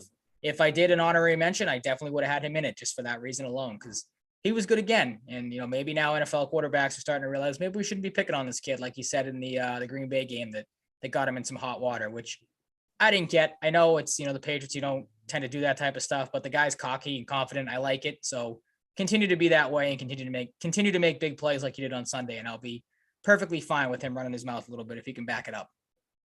Most definitely. All right. We have the same 2 studs, I believe. Do we have them in different orders? Nope. We have them in the exact same order. All right. So you and I both have Jacoby Myers as our number 2, 7 receptions, 8 targets, 111 yards, another solid day for him, 15.9 on average and a touchdown as well. Good to have Jacoby Myers back because he was all reliable in this game. He made Bailey Zappi's job a hell of a lot easier. And you like to see that from a good receiver in Jacoby Myers. Yeah, he accounted for like 70% of the guy's passing yards. So that's good. True. Yep. That's really the theme with Jacoby Myers. He's more reliable. He's that guy. Absolutely. Whether it's been Amendola, Edelman, Gronk in the past at different times, sometimes at the same time. Now we have Jacoby Myers as the main guy. Thought it might have been Kendrick Bourne, but that hasn't really been a thing this year. Mm-hmm. We saw Tyquan Thornton get in the mix this year, so maybe him and Bailey Zappi, as long as he's starting to develop a rapport. Maybe Tyquan Thornton is a big target of Mac Jones right away whenever Mac Jones comes back. Mm-hmm. But Jacoby Myers, man, I mean, he's been fucking awesome this year. It's great. Yep. It's always been the theme, like mainly last year, can this guy get in the end zone? It was a big lead up to his first touchdown last year. And now he's proving he's a guy that can get in the end zone fairly consistently, and he just keeps getting better and better. And it's an important time for him to do that as well. with his financial future, up in the air. So, he's setting himself up for a nice payday wherever that may be. True. I keep forgetting he's a free agent at the end of the year. Just I please pay don't this wanna guy. lose him. You have a guy that's molding into a number one wide receiver. The big thing too on Sunday is it didn't matter where they lined him up or what kind of route they put him in. I mean, it's the same thing every week too. It's not like this is just his one breakout game. Like you could put him anywhere in the field and he's going to make a play. You need a big play. He's going to get it. So the guy, like we keep saying, he's all reliable. You cannot let him walk in free agency. You got to lock this guy up and, make him a prominent feature in this offense because he makes it, like I said, a lot more fun to watch and a lot more easy, I'm assuming, to operate when he's out there. Absolutely. Mm-hmm. And then to another number one in the making, we both have Ramondre Stevenson. Again, obvious if you watch the game, right? He is the number one stud. Damian Harris goes out with a hamstring injury. It looks like he's going to miss some time. You can slot this guy in and he is a clear-cut number one ready to go. 25 rushes, 161 yards, a career high for Stevenson. Another week of over 6 yards per carry, a 49-yard rush as well. The only thing he did not do was get into the end zone. Did have 2 catches and 2 targets as well for 14 yards. He did everything in this game. He ran through guys, ran over people, ran by guys. I thought his cuts in this game were phenomenal. And then Bill Belichick talked about it in his press comments the other day, picked up a couple of run blitzes excellently. Excellently, maybe if that's a word. Excellent. Yeah, thank you. I don't know why I can't say that. But Stevenson was great in this game. Everything he did was phenomenal. And again, he's the number one moving forward with Harris out. We kind of saw that in the making without the Harris injury. I think we talked about that last week, but now that he is going to be the number one guy, you hope and you think, and you probably know that he can put these games together because he's been good the last 2 weeks. Yeah. I mean, Patriots have a way of finding running backs in the 4th round. First it was James True. White. Yep. Now it's Ramondre Stevenson. Maybe Pierre Strong will be next. Yeah, let's hope. I mean, going to get to see him. Maybe you see Kevin Harris or J.J. Taylor gets another kick at the can, but who knows? I would like to see Pierre Strong. I think, personally. Yeah, I mean, Stevenson was awesome. Everything was automatic for him. He seemed pretty much unstoppable, career high for him as well. It's kind of funny looking back and thinking with 25 and 161 and he didn't get in the end zone, but who cares? Doesn't really matter all that much when you're blanking a team by 29 points. Absolutely. He was just a menace in this game. Yeah, he was great. I think a big part of that was the offensive line played so well as we transition into the duds list. And again, maybe I'm being boring with the studs and having Matt Judon on it every week. I'm being boring here, but it's rightfully so. Isaiah Wynn makes another appearance in the dud list this week. Maybe from this tweet alone. This is from Mark Daniels. He said, quote, Patriots offensive line, win to hold and a sack that was negated, so I won't count it. I'm going to, because again, it's Isaiah Wynn and we like to crap on him here because he's not a good right tackle. Mark Daniels also said, other than that, the offensive line as a whole was perfect. The offensive line was great. It wasn't an easy game to pick duds from, but again, Isaiah Wynn, he's averaging a holding penalty per game. I'm pretty sure at this point in the season, like it's got to be up to 5 or 6 now. It wouldn't surprise me if he's allowing a sack per week as well, because it's just how bad he's been. I've said it before. He's been a turnstile this season. They have to do something at this point. I would feel much more comfortable going with 35 or whatever he is, year old Marcus Cannon, than having to watch Isaiah Wynn go out there week after week and hope that, the quarterback doesn't get killed because of this idiot. Yeah. I mean, I sat at home watching the game with my family, and every single penalty, we'd just be waiting for it to be Isaiah Wynn. Yep. My dad finally said it too. He goes, there's 76 again with another stupid penalty. I'm like, yep, that's how it goes. That's his MO. Yeah, I didn't think it could get much worse this year, but it has. He just that's what it is. Every time there's a penalty, you expect him to be the culprit. Yep. And he's just, luckily the rest of the line's good because this would be much more of a glaring weakness. But man, he's not good. He's so bad. I don't get it. Straight up terrible. How can you make no improvements? He's getting worse, it seems like, week after week. You said it. The rest of the offensive line has taken leaps and bounds of an improvement as the season has gone on. Like, you see what Cole Strange is doing in the season he's put together so far, week after week. He's been excellent. And Isaiah Wynn's going in the complete opposite direction. It's just insane to see. But I don't know. Again, you can't really bench a $10 million guy, but you got to do something because he's not been the answer this year. He's been very, very bad. Yeah. And I mean, speaking of Cole Strange too, like, we've had multiple weeks looking in comparison, a rookie versus a guy who's been in the league for a few years now, where Cole Strange has not allowed a single pressure or a single sack. He's playing circles around Wynn. He had 26 pass blocking snaps against the Lions, 0 pressure, 0 sacks. Mm-hmm. Like, It's 3 or 4 weeks now where he's allowing nothing to get to the quarterback. Mm-hmm. Solid performances. Yep, it's great. It's just funny to look at the comparison. Yep. But that's where we're at right now. You have one glaring problem on the line, and it is week after week Isaiah Wynn. I didn't mention you have the same duds as me as well, so we'll just continue to go down this line again because it was tough in a 29-0 game to pick duds. Is there a fly flying around here? Oh no, it's your roommate, right? Roommate just turned the freaking light off. Oh, sorry, I thought you had a fly that was you were trying to swat away. I saw that come out of the corner of my eye. Like I said, same duds, so feel free to jump in whenever you feel. Number 2, Nelson Aguilar, 0 receptions, 1 target. The one ball that was thrown his way was the interception that Bailey Zappi threw. And I think the consensus for a lot of people was no one's putting that on Bailey Zappi because Nelson Aguilar decided to do his best juggle imitation and not catch the ball, just kind of pop it up in the air. He also only played 7 snaps in the game. Apparently, I saw it on Twitter. He left with a hamstring injury, but that hamstring injury just so happened to come after the interception he gave up. So do you read into that at all? Was it like, coach, I pulled my hamstring. I don't know if I can go the rest of the day. Like I have in the outline, like Wynn, I'm pretty sure Aguilar is at this point close to averaging a turnover per week because in 5 weeks, he's got 3 turnovers. I think 2 fumbles and a pick now. He's not been good. And again, as we'll get into maybe a little later, just one of my notes from the game that I found interesting. 7 snaps. Again, if that factors into the hamstring injury or not, I think it's good that maybe the Patriots are starting to turn the corner on this guy and think the same way we do that he is not a good wide receiver and should not be out on the field over some other guys. He's back to old Nelson Aguilar, where you just can't. Old stone hands. Yep. You just can't rely on him to not turn the fucking ball over. Like, you'd like him. I thought about this the other day. Like, you'd like him where doesn't matter wherever he is on the field, he could be wide open. As soon as he catches the ball, if he catches the ball, just go down. Like, just fall on the ground and hold the thing down because you're going to screw it up somehow, it seems like. You take off running and lose the football. Like, just stop when you catch it. Just go down, please. Like, I can't take – like, you hold your breath every time he has the football because you're just waiting. Like, someone's going to come up behind him and pop it out or he's going to drop it or something idiotic. Yeah, he just makes me upset. That's clearly really it's not. Yeah, you don't like talking about Nelson Aguilar. I can tell. The number 1, it's also upsetting to talk about mainly because he finally got the snaps this week, being Kendrick Bourne, and didn't really do anything with them. He had 1 catch on 1 target for 1 yard, and then had 1 rush on 1 attempt for -1 yards. So not a great game for Kendrick Bourne. Also could have had 2 penalties. He had 1 false start and illegal formation that was declined. And again, that stinks that he put together this type of stat line because it was the most snaps he played this season. 34 snaps. That was over 50%, 57 of the offensive snaps he played. And then also, I don't know if you saw it, they showed it on the sidelines on the broadcast. I'm pretty sure him and Bill Belichick kind of getting into it. Bill, I think, waving him off after one of the penalties he took. So that's not a great look there. You hope Kendrick Bourne isn't back in somebody's doghouse. I know we talked about how stupid that was at the start of the year.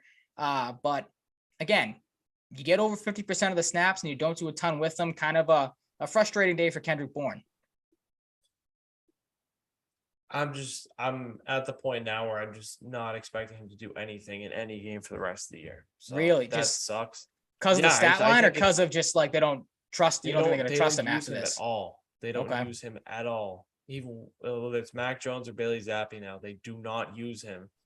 He's in like a permanent doghouse, and I don't see why it would change. It seems like it. Well, that's what I was going to ask as we kind of transition into the notes from the game. That was one of the big things I saw is, you have the return of Jacoby Myers. He's going to obviously play the majority of the snaps. He's the best receiver you have. You saw the debut of Tyquan Thornton, as you mentioned, who put together, a solid day, had 2 catches on 3 targets for 7 yards, not a ton of volume there, but did play a decent amount of snaps, 25 snaps in his NFL debut. So his numbers were up.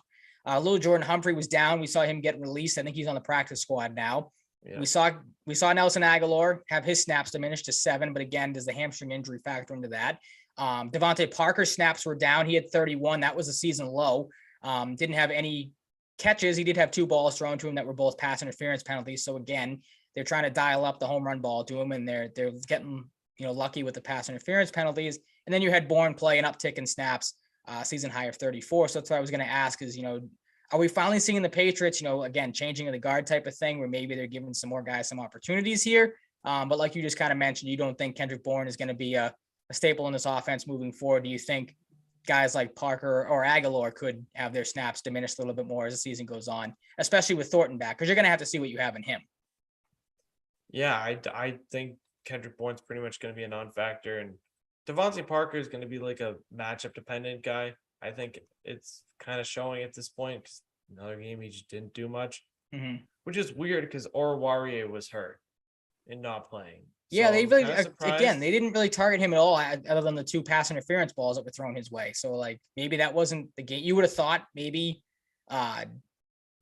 Matt Patricia would want to use him. Again, Devontae Parker's the guy Matt Patricia brought in. Matt Patricia, there was all this talk of him wanting to stick it to the Lions this week. So you thought maybe he would have tried to use Parker more, but he was pretty much non-existent the entire game. Maybe that was the game plan. Again, you have to get a look at Thornton. You have Myers back, so that they're going to eat into the snaps there. But I found that kind of interesting that he plays the season low this week. Yeah, especially like Tyquan Thornton had more targets than Kendrick Bourne right away. Like I don't think that's not on purpose, but I get what the point you're trying to make here. Like there's something definitely I think behind that. Kendrick Bourne, I don't see the way he gets out of the doghouse at this point. It's just not happening. No matter what the situation or what the QB situation. That was the thing I was going to say. The one hope is whenever Matt comes back, whether that's this week against the Browns or next week on Monday Night Football against the Bears, we saw it the first couple of weeks. Whenever Bourne was out on the field, that's where Jones was looking for immediately. So maybe if Jones comes back, you see Bourne have a little bit more success. But right now, I mean, if they go with Zappe again on Sunday, like I could definitely see that. They just stick Thornton out there. They go with Devontae Parker, and Bourne kind of finds his way to the bench again because it seems like, again, the trust isn't there. Like you said, they're not running any plays for him, or he's maybe not getting open enough for them to trust him. I don't know what it is. Like, again, he has a season high this week and he only has 1 catch and 1 target. So there's clearly something still going on there. It sucks. Again, we've talked about it enough that, he was so successful last year and now to fall off as greatly as he has. Like it's frustrating, but on the flip side of that, like we said, when you have this game where you have a season high in target or snaps and you don't do anything with them, can you really blame the Patriots coaching staff for not putting him out there and not playing him? I don't think you can at this point. Yeah, he's an enigma right now. And that stinks because you and I are both very high on, or we're very high on Kendrick Bourne. You've kind of tapered off that, but I don't really blame you because of the performance he put together. The other question I was going to ask you, because the term Zappe fever is going around a lot, and this maybe will lead into our discussion a little later on the Browns and everything on who the Patriots should play. But a solid day for Bailey Zappe. He finally has a full week to prepare for his first NFL start.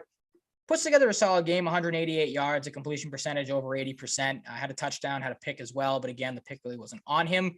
And an exact rating of 100 for a quarterback rating was pretty solid throughout both halves. 8 for 10 in the first half, 9 for 11 in the second half. So a solid day for him all around.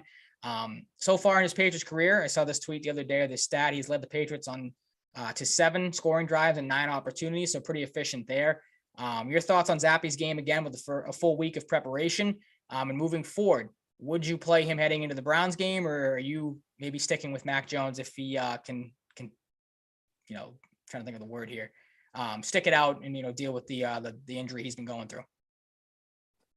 Yeah, I think Zappe's been good in this like kind of like efficient, safe style offense they're setting up for him, which is fine because he's not a guy that's going to be bombing the ball around the field right off the bat and playing like Josh Allen or anything. But I do not want to see Mac Jones this week. Zappe's playing fine. I don't want to see Mac Jones against Myles Garrett, potentially getting re-injured by him. Like, I'm all good. If Zappe sucked against the Lions, and maybe I think he could make a case. Yep. But I'm cool putting Zappe out there one more, making sure Mac Jones is fully healthy. They're saying the swelling is going down. It's not enough for me. I know a lot can change between now and Sunday, but I'd rather just give Mac another week off and let him come back fresh in week 7. That I'm right there. Way more ideal to me. But I mean, Zappe was good. He was efficient. He was pretty. There weren't many like hills and valleys for him, and the pick wasn't really his fault. So I would not put that on him at all. It was that was the thing for me, is he had a couple of plays that were you saw in the Green Bay game. We talked about it because it was being thrown into the fire, and he looked sped up, and he had some balls that he was chucking at guys' feet. You really didn't see that in this game at all. And I think you pointed it out. I know a lot of people are high on Zappe to the point where they think he should be the guy moving forward over Mac Jones, which is idiotic to me. But you pointed it out. The play calling they had for him, the game style that they had, the coaching.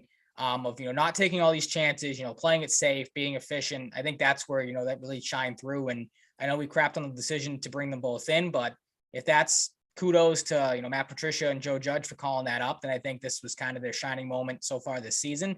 Because they put together a good game plan for the kid. Again, like you said, he didn't have to take a ton of chances. He just had to keep it and play it safe and manage the game. And he did a really good job of that. Absolutely. Mm-hmm. And then, of course, obviously you have the defensive shutout before we get into the thoughts around the NFL. Any thoughts on the defensive play? I mean, obviously just watching the game, good to make Jared Goff look like Jared Goff again, because he was coming in, had a really good season, as we talked about the week before, a 60.9 completion percentage. He goes just 19 for 35 in this game, 2 sacks, a pick, lost a fumble that was returned for a touchdown, had a quarterback rating of 62.7. That was down from a 99.9 rating on the season. So, a tough game for Jared Goff. They shut Jamal Williams down. That was, I think we talked about him. One of my biggest concerns is the season he was having so far, filling in nicely for Swift. He really didn't do anything in this game. 15 rushes for 56 yards, just 3.7 on average. He had been averaging, I think, 4.5 rushing yards. So that was down in this game. So good job there. And then obviously the big thing too, maybe this factors into more the Lions being the Lions and being dumb. But the 0 for 6 on 4th down conversions, the Patriots hold them to nothing on that. Of course, they shut them out. You shut out the best offense in football. Your overall thought on the defense and how they played on Sunday? Yeah, I mean, until I looked at the outline earlier, I did not know that holding a team to 0-6 on 4th down was so historic. Mm-hmm. I guess it makes sense, though. I mean, the worst by any team in the last 45 seasons. They were just like really good, and it's like I don't think they were like super flashy. Like they had some plays like the scoop and score and the interception, but like it's not like they were just absolutely smoking Jared Goff all game. They were in his grill like every single play. Mm-hmm. They just did what they had to do. They were pretty surgical, and I mean, there's not really one guy you can say on the defense like had a bad game because it was a really complete effort. Mm-hmm. Well, that's what I was going to say. I think this is probably out of the game so far you've seen this year. This was probably the best or most well-rounded coached game, I think, on all sides of the ball. Again, give credit where credit's due on the offensive side to, scheme up a great game plan for Zappy to follow. And then defensively, again, you shut out a team that was averaging 35 points exactly to start the season. And one of the best offenses in football coming in. Like you made the Lions look like the Lions. We talked about that heading in, that this was maybe a team that was on the verge of doing something, of how good they looked, and you made them look very bad. And you made Jared Goff look like you made him look in that Super Bowl a couple of years ago. So kudos there to the defensive calling as well, all around. A very good day for the coaching staff. Most definitely. And you limited Amon-Ra St. Brown. I know he's probably a little bit of a pitch count coming back. But like, they were missing DeAndre Swift too. DJ Chark was out. But Hawkinson did nothing after coming off a week where he put up a ton of points or fantasy wise, but had a great, just going to say having Duggar back helped out a lot there too. So solid day all around for both sides of the football. Yeah, absolutely. Week 5. I mean, this Thursday night game is hardly worth talking about. My favorite thing about this game is I was listening to Spin Chicklets today, and RA said that he bet on no touchdowns being scored in this game, and it hit. That works. That's such a weird thing to bet on. I was just gonna say that's a weird prop bet, but I guess in the end, I was gonna say the thing I liked about this game the most is I don't know if because I couldn't catch most of the game, thankfully, because I was at work Thursday night. But I did see on Twitter that at the start of overtime, Broncos fans were leaving the game, like didn't even care to be there anymore. So that was just a tale of the tape of how Russell Wilson's been getting booed like every single home game. I mean, I like Russell Wilson, but I was just gonna say, can you blame him? Good thing you brought up Russell Wilson too, because I don't know if you saw his post game afterwards where he tried the Broncos country, let's ride, and it was the most defeated Broncos country. Like when you're playing like this, you gotta abandon. You gotta abandon. It was so funny though. I'm like, oh my god, talk about a defeated guy. Like even he's like, that's right. That's what I mean. He's like, that's right. All right, I'll see you guys. Like he was so. Maybe again, that's because he obviously is dealing with a partially torn lat now. That was the big news coming out of this game. But he is. I still like Russell Wilson. No, I'm holding out hope, but I mean it's so tough right now. He is such a dweeb. It's unbelievable. The memes too of guys like giving him like the side eye on the sidelines or like the glare. It was KJ Osborne losing it in the back of the end zone because he was wide open. Like they just I don't know how you can trust him, or again, you said it, week one, you said that this team had no hope, I think, because of, their idiot head coach, Nathaniel Hackett. And that is never been more true, I think, because he is just a dunce and his quarterback is following suit. Yeah, they should be way better. They should be way better. They have one of the best rosters in the league. I said it last year. All this team needs is a quarterback, and I thought they got it, and clearly they don't. Like, he is not the quarterback for that team. Dude, if I'm one of his teammates, I'm just like, dude, you gotta stop this. Let's ride. I'd be like, dude, shut up. Like please focus on being good at football instead of being bad. I don't give a fuck about the torn lat. Like, that sucks for him, but like, he sucks too. Yeah, it's not been good. It's not an excuse. No. This game was brutal. I watched like 4 seconds of it, honestly, but I'm glad that was the case. I was doing a fantasy draft, and that was my bigger focus for my fantasy hockey team. So, all right. Terrible game, terrible teams. So, yeah. You get to watch Denver on primetime again though this week. I think they're Monday Night Football. Gross. Yeah. The Thursday night game's not much better. It's yeah. Washington and Chicago, I think, is another terrible matchup. I said that this game ended 12-9. That game will end like 5-3, and one of those idiot quarterbacks will take a safety in the end zone. Like, that's going to be a disgusting game too. Yeah. Giants, Packers. The London games have been good. Surprisingly, yeah, Jinx. The Packers fucking lost to the Giants, which is funny. I don't care if they're 4-1; they're still the Giants to me. They're finding ways to get it done. Like, well, I was going to ask that then. Too. Yeah, I was going to ask, does this game say more about the Giants or the Packers? Like, Packers. I don't think. I was just going to say the sound of it doesn't seem like you're bought in on the Giants. Their defense is really good. They held Green Bay to 4 for 10 on third downs. Like, that's very impressive to do with Aaron Rodgers as the quarterback. But I'm with you. It shows so much more that the Packers, I don't know if it's time to panic yet, just 5 games in, but I mean, this team does not look like the Packers teams of old. They don't look great. They got destroyed defensively. I mean, maybe that's not the craziest thing to say when Saquon's on the other side of things, but they didn't look good there. And then their offense still just cannot figure it out. So I think maybe start tapping the panic button in Green Bay. I don't know if I'd fully, hammer this thing down yet, but there's some legitimate problems on this team. Yeah, they kind of stink. A little bit. Yeah, like, you just barely beat the third string quarterback of the Patriots. You can't beat the Giants. Like, yeah. Again, maybe the Giants are better than we think, but like you said, they are still the Giants. They tend to find ways to trip over themselves, and they really didn't in this game. So maybe the Giants have turned a corner. Maybe. No, who hasn't turned a corner? The Steelers. They suck. Doesn't matter who's the quarterback. Like, I felt so bad for Pickett. Like, congrats. Here's your first start in Buffalo against the Bills. Heavy Super Bowl favorites. There's really no weakness on this team. Good luck. Go out there and try to beat that team. Like, that kid was set up to fail to begin with. Robbed us of a Mitch Trubisky revenge game. Like, franchise. Shit, that game might have been worse if he played.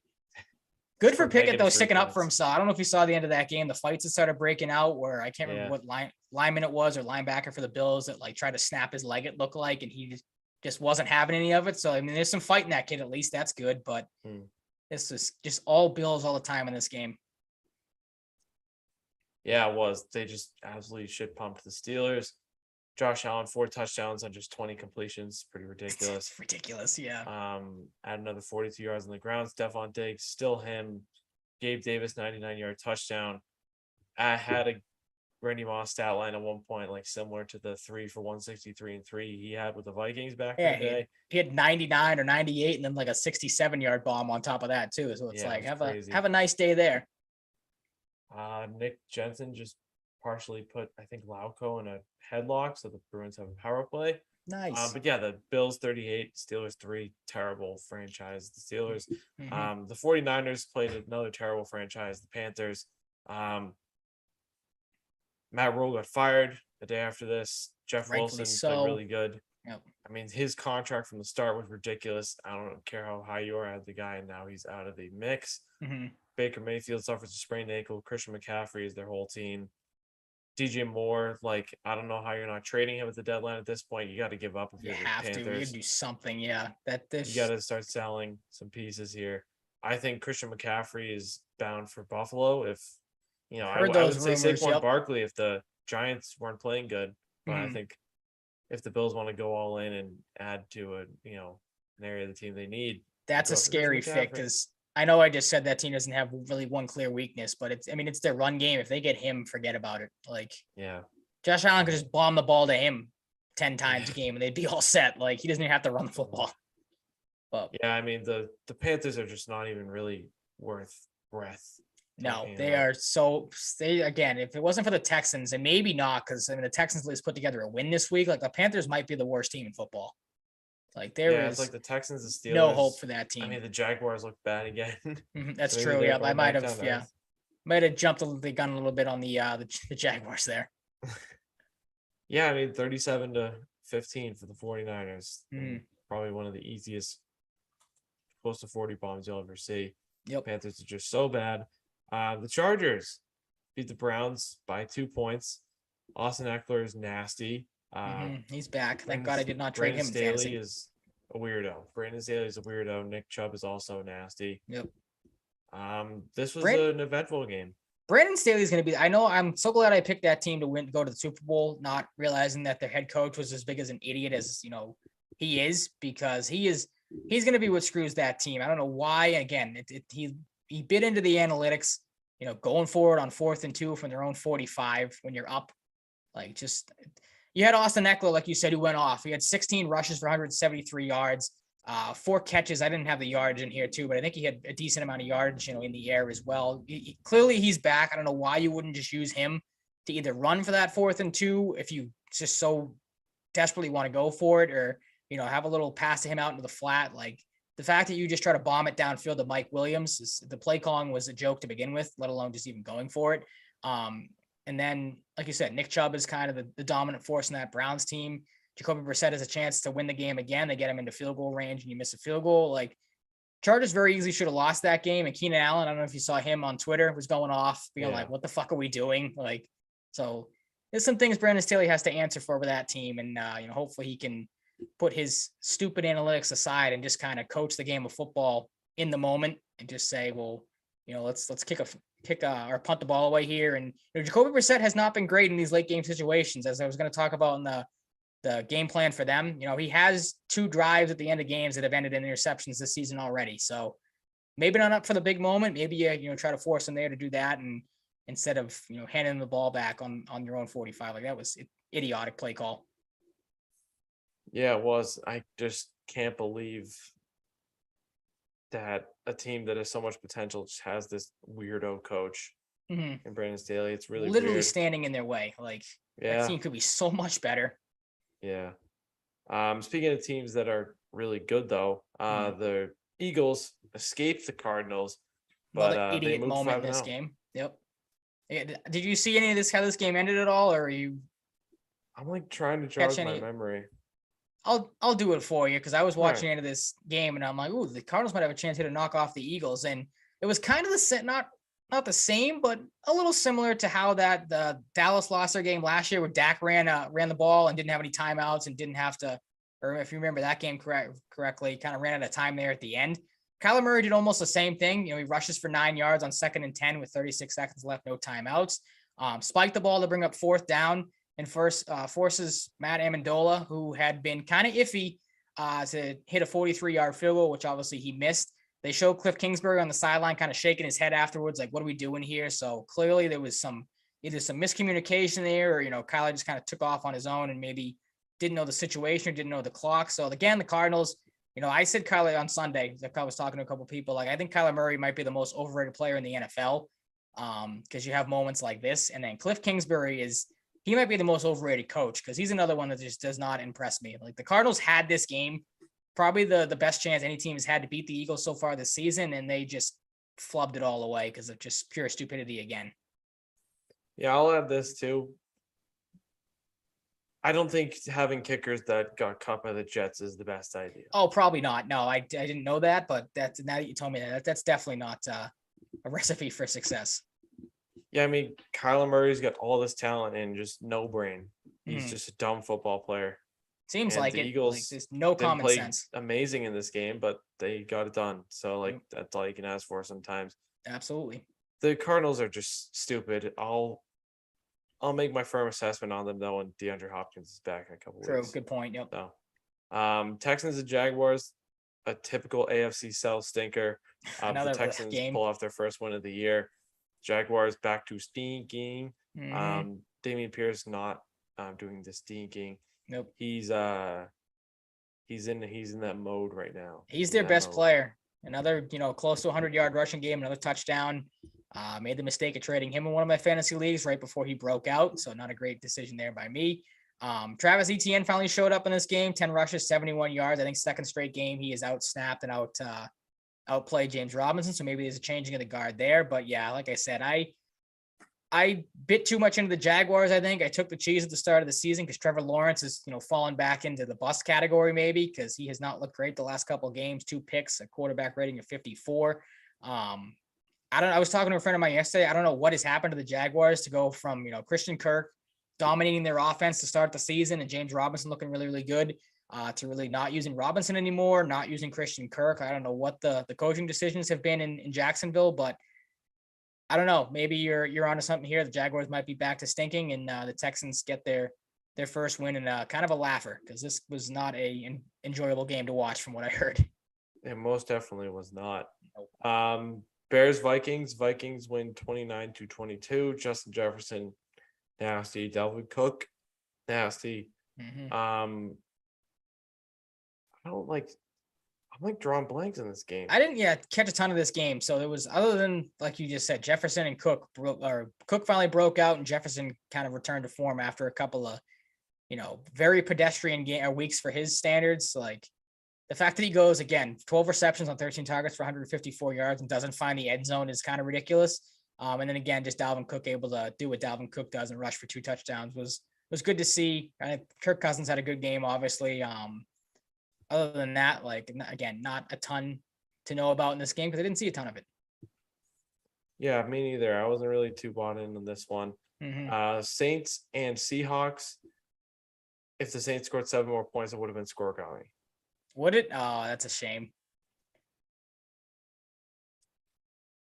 Rashad Penny done day for the year. Yep. Geno Smith continues to be able to stay in track meets here.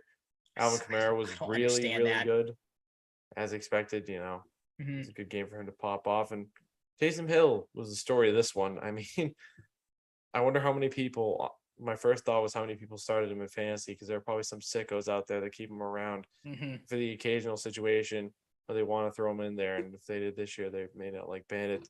Kenneth Walker, I mean, he was good. Unfortunate way to do it, but the Kenneth Walker era is upon us in Seattle.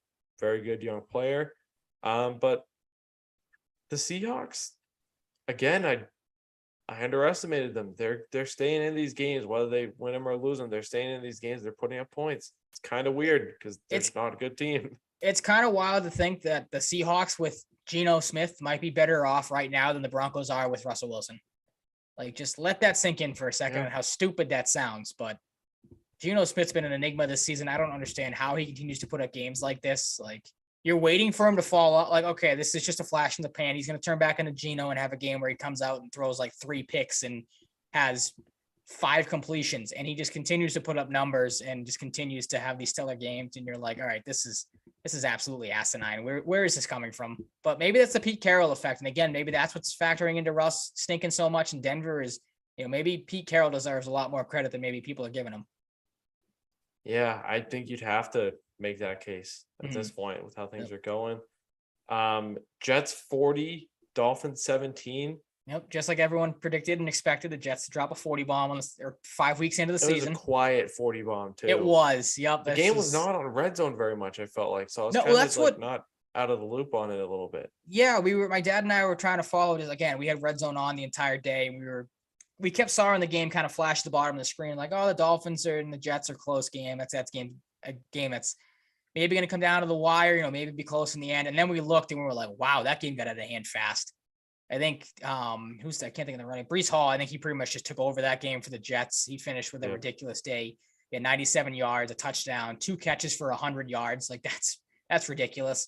The Jets defense showed out. They stopped Tyreek Hill and Jalen Waddle. Hill had just 7 catches. Gardner. That kid's good. I was talking to a couple kids. I'm like, the Jets kind of hit a home run with their draft class. Like Hall, Unfortunately Gardner. Jermaine Johnson got hurt. I don't know what his he was deal good is, but before that. Yep. yeah, I mean, Garrett Wilson's really good. Mm-hmm. Dolphins also can't keep a quarterback healthy. That was a big story in this game too. Bridgewater left with a concussion. You got Skylar Thompson, who's going to start this Sunday this year. Yeah, so the Dolphins got off to a great start, but now with some injuries, that team might be slipping a little bit. And the Jets, how much do you buy in on the Jets? They've looked pretty good the last couple of weeks now that Zach Wilson has returned. Maybe a more formidable foe, or are you still like it's the Jets? They'll find a way to. All right.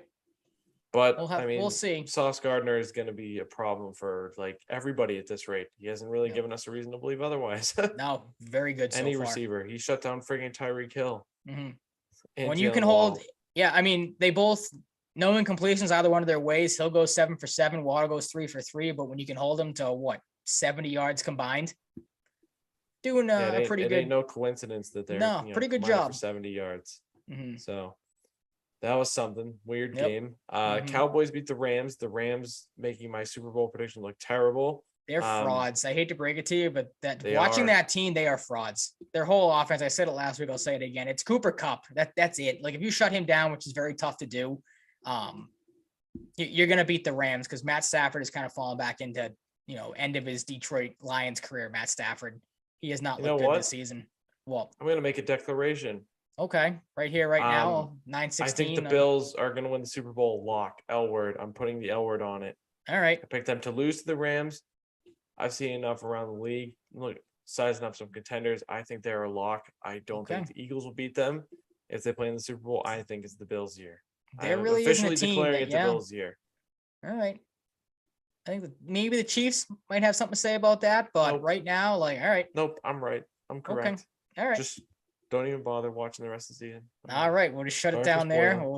This is the end of episode 115. We will see you. All right, see ya next Wednesday. Have a good one.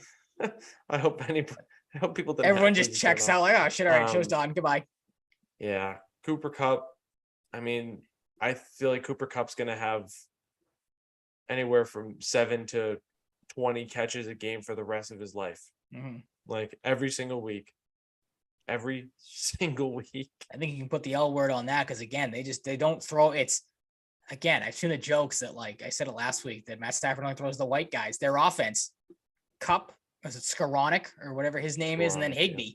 Like they don't use Allen Robinson for some reason, which blows my mind because they had so much success with OBJ last year. Like I'm pretty sure I said this last week. Like I'm having the same exact conversation with you right now. That I did last week. Like they don't use Robinson. You would have thought he could just slide into OBJ's role seamlessly because they're similar receivers, two very good talents. And they don't use that guy for whatever reason. It makes zero sense. It is very weird, ain't it? Yep. The Bucks almost have a reversal of fortune in this one. Yeah, kind of hold your breath moment. Remains undefeated against the Buccaneers, but the Falcons almost pulled a reversal of fortune coming back here. Yeah, but the Bucks squeak it out 21-15. Brady was pretty solid. I heard somewhere Brady has won like 23 games in which he's thrown 50 or more passes. The next highest is 5 by any QB. Jesus. All right. Well, so like you think, throwing a lot of passes, Brady. Maybe it's because you need to catch up. You're down. But no, it's just Brady being Brady. So there's that. As you have noted here, Leonard Fournette is practically a wide receiver. Well, I was gonna say that the stat you just gave off kind of feeds into that because 14 rushes for him, 56 yards, finally gets into the end zone on the ground. But his work came in the air, 10 receptions on 11 targets for 83 yards and a touchdown. So Fournette, is he back? We'll have to wait and see. Again, they're mainly using him as a receiving back, it seems like. I know Rachaad White has kind of dipped into his rushes a little bit and his attempts a little bit. So maybe they're going to go with a two-back type of strategy type of thing. But the Falcons, the big thing for me, again, just from a fantasy football standpoint, having Drake London and seeing a game where they don't have Cordell Patterson, they don't have Kyle Pitts, and Drake London really isn't used at all in this game. The Falcons offense makes no sense to me. And how they coach, again, I know their coach is like, oh, we don't play for fantasy football or anything, but like you don't use any of your big weapons, it seems like, whenever they're out there. So I don't get what they're doing in Atlanta. I don't think they really know what they're doing either. Kudos to them for almost mounting a pretty big comeback, but they're still the Falcons. They're still not going to win these type of games. And, the Bucs show that they can do that. And they're still very much here. Most definitely the Falcons just can't quite do it. No, they never have been able to. They're the Falcons. Titans and Commanders. Titans 21, Commander 17. Gross game. Yep. Gross ending, but not surprising with who was the quarterback for the Commanders. So a lot of people get up in arms about Carson Ron Wentz Rivera's comments, but he's kind of terrible. right. Like, you're not going to win these type of games. Yeah, you're not going to win these type of games, and Carson Wentz is your quarterback, and you're throwing interceptions on a 2. Like, hand the ball off, do something. You know, don't just chuck it into the end zone and hope that God. And he threw it in double coverage too, I'm pretty sure. So you get what you deserve with that interception. When you're Carson Wentz again, I know a lot of people are going to his corner, being like, "Oh, Ron Rivera shouldn't have called his quarterback out like that." Like, no, he's right. The 3 other quarterbacks in that division are leaps and bounds better than Carson Wentz, and that is the reason why they are 1-4. He's not good. Yeah, he stinks. He'll lose you more games than win them. Brian Robinson coming out to many men. Very cool moment. Yep. That was the best moment from the game, in all honesty. Yep. Yeah, I mean, it's just insane that you can get shot and then play in the Twice. NFL like a month and a half later. Mm-hmm. Just ridiculous. Shot in the leg twice as a running back. Like, yeah. Like, Antonio Gibson hasn't been great this year. Like, there's a legit chance Robinson sneaks in here and takes the starting job, which would make this all even crazier. So, well, that was, I think, the plan, and he was having the better of the training camps out of any running backs when I can remember. And then obviously that happened and kind of derailed things. But picks up right where he left off in training camp. I think he outrushed or had the more opportunities than any of the other Washington backs. So he is a prime candidate to take over as the one for that team moving forward. Yep. No doubt about that. Well, maybe if Antonio Gibson decides to there's that make a possibility. case for himself. The Bengals, I don't understand the Bengals. There's another team not quite like the Broncos, which should be way better than they're showing. But the Ravens pull off a scrappy win. Yeah, I was going to say it's a problem, and maybe it was a Hayden Hurst revenge game type of thing, but it's a problem when he was their most explosive player in that offense for the Bengals, because Jamar Chase, again, I know you talked about it last week when I asked you the question if there was, any concerns for him on a sophomore slump, and you said like, whatever it was, an 80-yard game for him is, still a pretty solid day. Now he goes for 7 and 50. I know he's still getting the targets, but a couple games in a row here for Jamar Chase where he really hasn't stood out, especially with T. Higgins. He really didn't play at all in this game. I think he was dealing with an ankle injury, so he really didn't suit up. Concussion troubles this year too. True. Yep. That's also true. Maybe you thought Tyler Boyd would have stepped up in that case. He really didn't do a whole lot. So kudos to the Ravens there, whose defense have been taking kind of a whacking the last couple of weeks. They step up, they show out. Joe Mixon has a solid game, 14 for 78, but can't find the end zone. There's still some problems there with the offensive line. So is it too early to say the Bengals offense? I know you just kind of said it, but their offense maybe as in trouble as Green Bay's might be, because it's an offense, like you said, that should be working on all cylinders, and it just really hasn't been this season, which is kind of surprising. Yeah, and the Ravens defense just isn't that great this year. That's what I mean. They stepped up in this game, but other than that, like Joe Burrow threw a pass to Patrick Queen like they were back at LSU playing, just like tossing the football around. Like it's weird. It's weird. This team should be nasty. Who would think? Like Super Bowl hangover might have this team. Like it might. It's not great.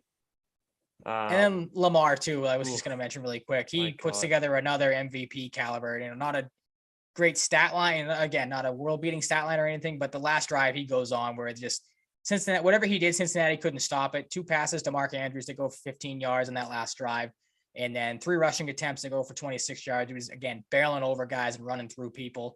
A 19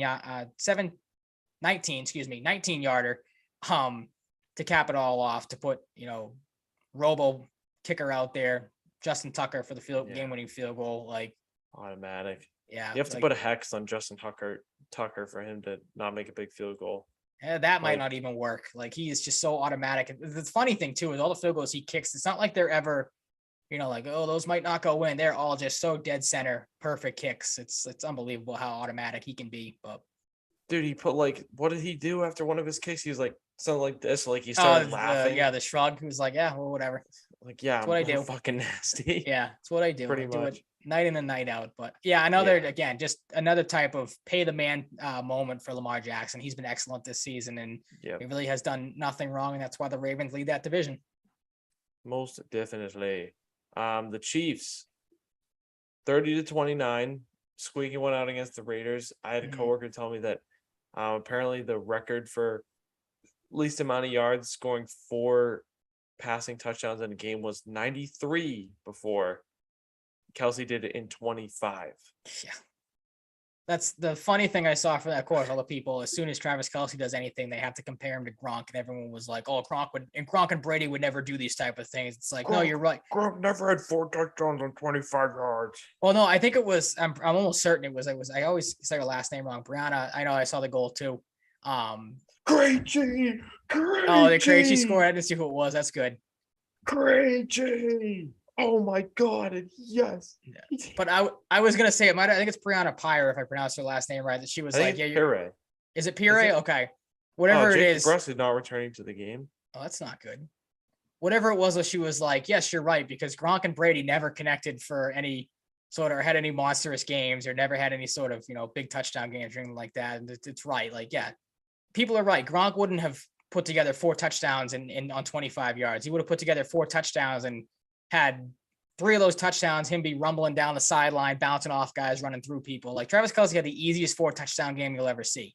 A 1-yard reception, a 4-yard reception, 8 and 1. Like, it's 4 touchdowns on paper is impressive, but like when you're scoring them from 1 yard out each time, it's not all that crazy, at least to me. Again, maybe that's the bias against the Chiefs coming through, but I don't know. Not that impressive to me. Patrick Mahomes, on the flip side of it, I guess, he was excellent in this game. 4 touchdowns, 292 yards. You can never count him out of any game, and he's still, still very much there. And that's why I think, I don't know if I would put the L word on the Bills just yet, because I think the Chiefs can definitely, and we'll see it this week with them playing each other. They can still very much put up points, still very much be in games. Yeah, it sounds like a broken record because we're getting to that point where it's like this every year, but yep. It's the Chiefs and the Bills in the AFC. Mm-hmm. I don't know if the Bengals are in that mix. We'll see. Not right now, they're not. Like, the way they're playing.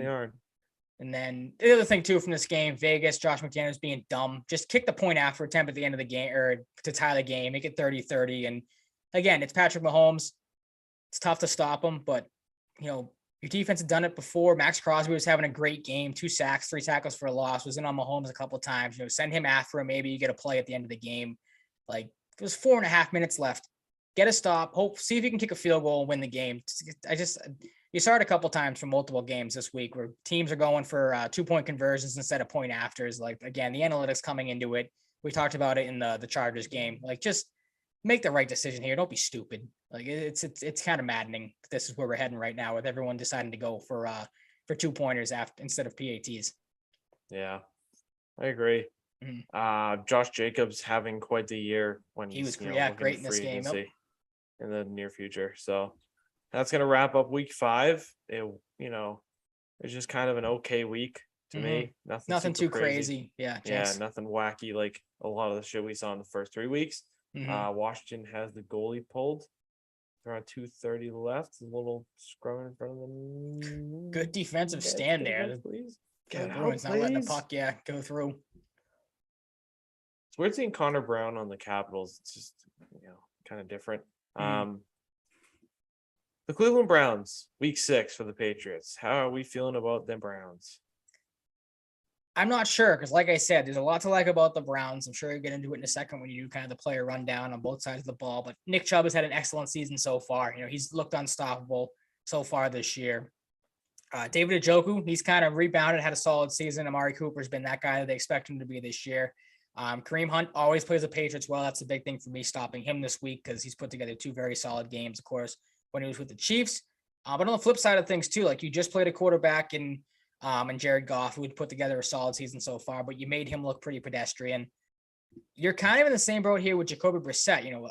A decent starting quarterback in the NFL, has put together a nice season so far, but as I mentioned earlier, he's had some games where he's thrown them away. 2 games, one against the Jets, and I think the other one was against Atlanta, where he has chances to lead game-winning drives, and he throws 2 pretty big interceptions. So I think, again, it's 2 teams that stack up pretty even on paper, I think. Maybe, a slight edge to the Browns with a couple of different positional things. But if you can get Brissett, looking scared out there, looking unsure of things, it's a guy you can definitely take advantage of.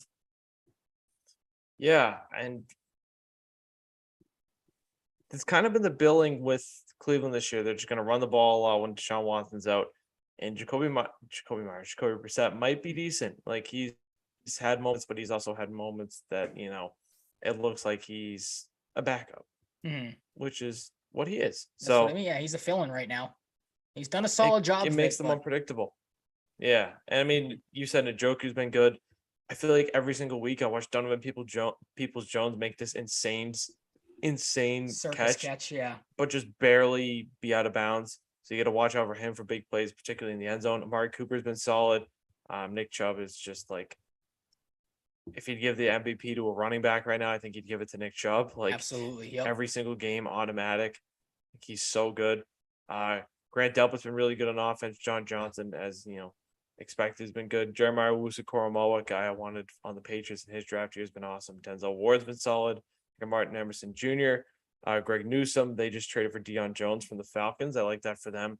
I believe Anthony Walker Jr. is out for the year, so that might have sprung the idea to do that. I could be wrong, but no, he's not. Okay, he returned to practice. Actually, I feel like somebody on their team, on their defense, was ruled out for the year, like in the last couple of weeks. I could be totally wrong. Yeah, I might be thinking of a different team, but I thought kind of the same thing. They're a good team.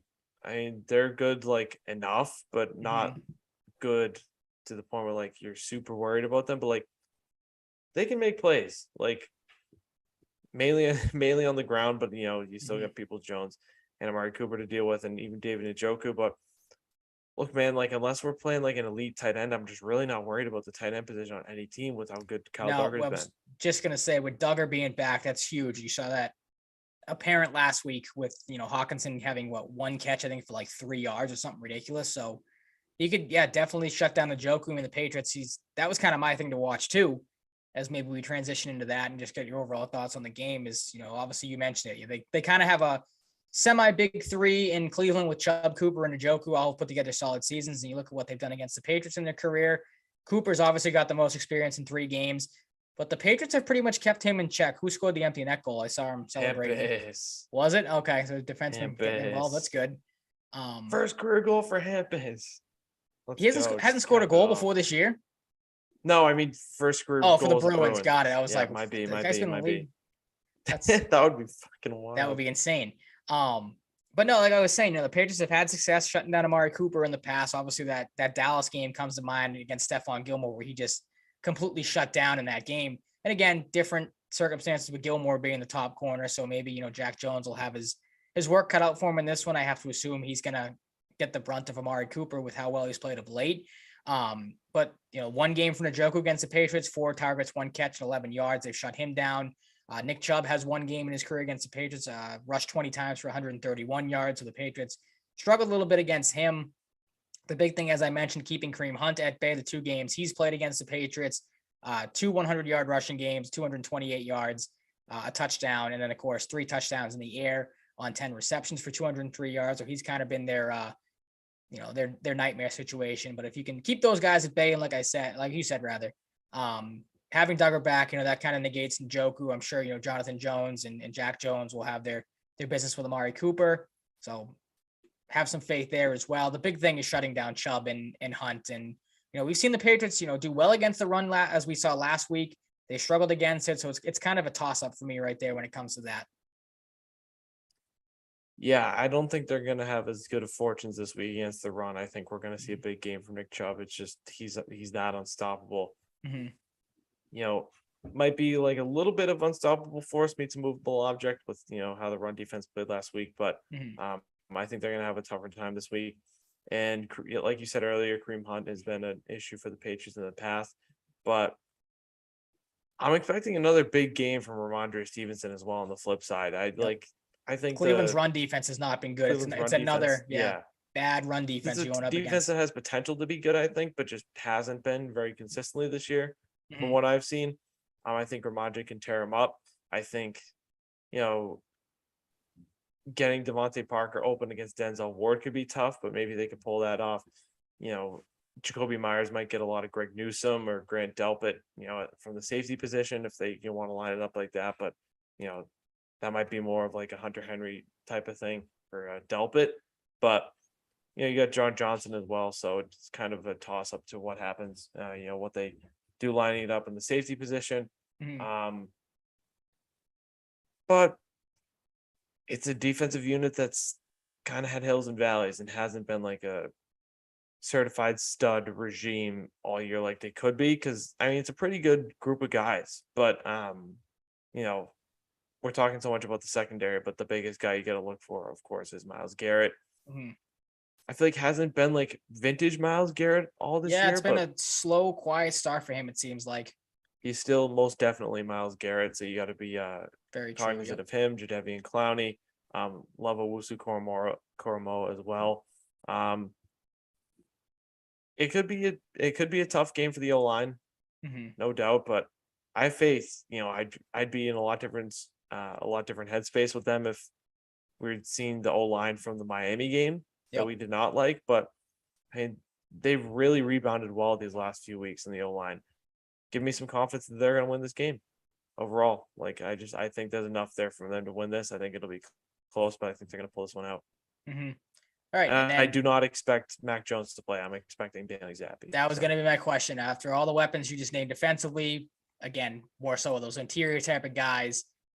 Jones has been progressing at camp. This was from Mike Giardi. He said a quick Mac Jones update per sources. The Patriots' second-year quarterback, if the Patriots' second-year quarterback were to play this weekend, he'd be dealing with some instability in that ankle.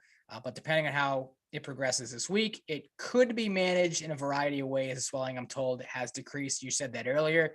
But you and I are in agreement. You hold him off this game. You hope the offensive line can protect Bailey Zappi. You get Jones back close to 100%. You hope for that game against the Bears coming up, because like that should be the timetable for the Patriots. You should be able to see if you can, again, like I said, make Jacoby Brissett look, a little shaken as he has at times this season, make him make mistakes. See if you can put together a good game plan again with Zappi as your quarterback, and then play a Bears team with Mac Jones that has nothing going for it. Like, the Bears don't have a great pass rush. Their defense isn't that great. Could be a huge confidence booster for game for Jones if he gets back in there. Maybe he carves up that bad defense in Chicago and just go from there. Like, I don't think they should have any problems putting Zappi back out there again with the games he's put together the last couple of weeks. Again, haven't been, the greatest lighted up type of games, but he's been serviceable. He's been great. He hasn't made mistakes. And you think, again, that he'd be able to go into Cleveland and play well enough for them to win this game. You mentioned it, though. It's going to rely on the run game, the running backs, whoever backs up Steven. It's going to be mainly Stevenson, but whoever backs him up, you and I think it should be Pierre Strong, get him some looks. They should be able to carve up another bad run defense, as we mentioned. So that's probably where this game's going to come down to. I agree. No Mac this week. I'm good. I'm good on Mac. No Mac, no Moss. To quote Lasarius Valerian from the Little House of the Dragon reference, I don't want it. I don't want it. And I asked if he wants to be Lord of the Tide someday. He said, I don't want it. Like his eventual relative Jon Snow once said in the original Game of Thrones show, I don't want it. There you go. I don't either, Luke. Or Give us Zappi fever one more week. And if he plays well, then everyone again he should be starting over Mac because Mac sucks. Yeah, let's deal with that all week. Let's give Zappington a little more run here. Zappington. And like you give him another game and he plays well, it's only gonna bode well for if you ever need him again. It's just gonna give him more confidence, more game reps, through the roof. More familiarity. Like there's no need to rush Mac back. Absolutely. I'm right there. No with need. You. No. So you kind of alluded to it. You said you think the Patriots can win this game. What do you have as we wrap it up here with your score prediction for this game? I have 27-20. I'm projecting 2 scores for Nick Chubb, nothing through the air. Okay. A couple field goals for the Browns, getting real specific here. And I think the Patriots are good for 27 to 30 points. I'm going 27-20, a nice little boring score. All right. I think, as I mentioned, this is going to be a game in the trenches. I'm with you. Nick Chubb probably has a good game. Maybe you see a split between Chubb and Hunt, both getting to the end zone. I think Ramondre Stevenson, after a big week last week, but not being able to do so, finds the end zone this week, maybe twice. That'd be nice for my fantasy team, seeing that I just traded for him. This game's going to come down to a couple of games have for the Browns, though. I keep saying it. I really think this is what this game is going to come down to. I think the Browns will have the ball at the end of it. Brissett will have a chance to lead a game-winning drive against his team. And a guy we haven't been too high on, or at least I haven't been high on this season, Devin McCourty is the guy that comes up with the game-ending interception. The Patriots take home a 24-20 win. They survive a late-game push by the Browns. Interesting. Very interesting. No Jacoby Brissett revenge game on the tap. Unfortunately, not for Jacoby Brissett, but fortunately for us. Yeah. Yep. I think that's going to wrap it up. What do you think? I think so. Good night for the Bruins. They take home, what, a 5-2 was it win? 5-2 W. Yep. Nice little goals up and down the board. Had some power play goals. Penalty kill looked really good. So off to a hot start. Pavel Zacha getting on the board. Pastrnak 4 points. Pay him before he starts scoring 4 points a game. That's the thing too. Is like the price tag is only going to go up if he puts together, a really stellar season. So Krejci 2 points. Bergeron a goal. Very Hampus nice. First goal as a Bruin. Vibes are good. Got a little scary there with those 2 quick goals to the Capitals, but Bruins pull it off. The Patriots look forward to the Browns after shutting out the Lions, and that's going to wrap it up for episode 115 here for you on another Wednesday night. Thank you so much for listening. You can follow me on Twitter at Mike_Cratty. You can follow Ryan at Ryan_Salvaggio. You can follow the show at Salvaggio and Cratty. Throw it Sal and Cratty Pod on Twitter and on TikTok. If you throw Salvaggio and Cratty, we haven't really posted in a while, but you'll be there if we do post. You can find us anywhere you find your podcast. You can rate and review us on Spotify and Apple. You can download the Full Press Coverage app. You can check out all the other Full Press Coverage content as well as us. You can follow us on Twitch and YouTube as well with Full Press Coverage YouTube channels and Twitch channels. And do all that good stuff. Please keep listening. We appreciate it very much. And we'll see you next week for episode 116. Peace out.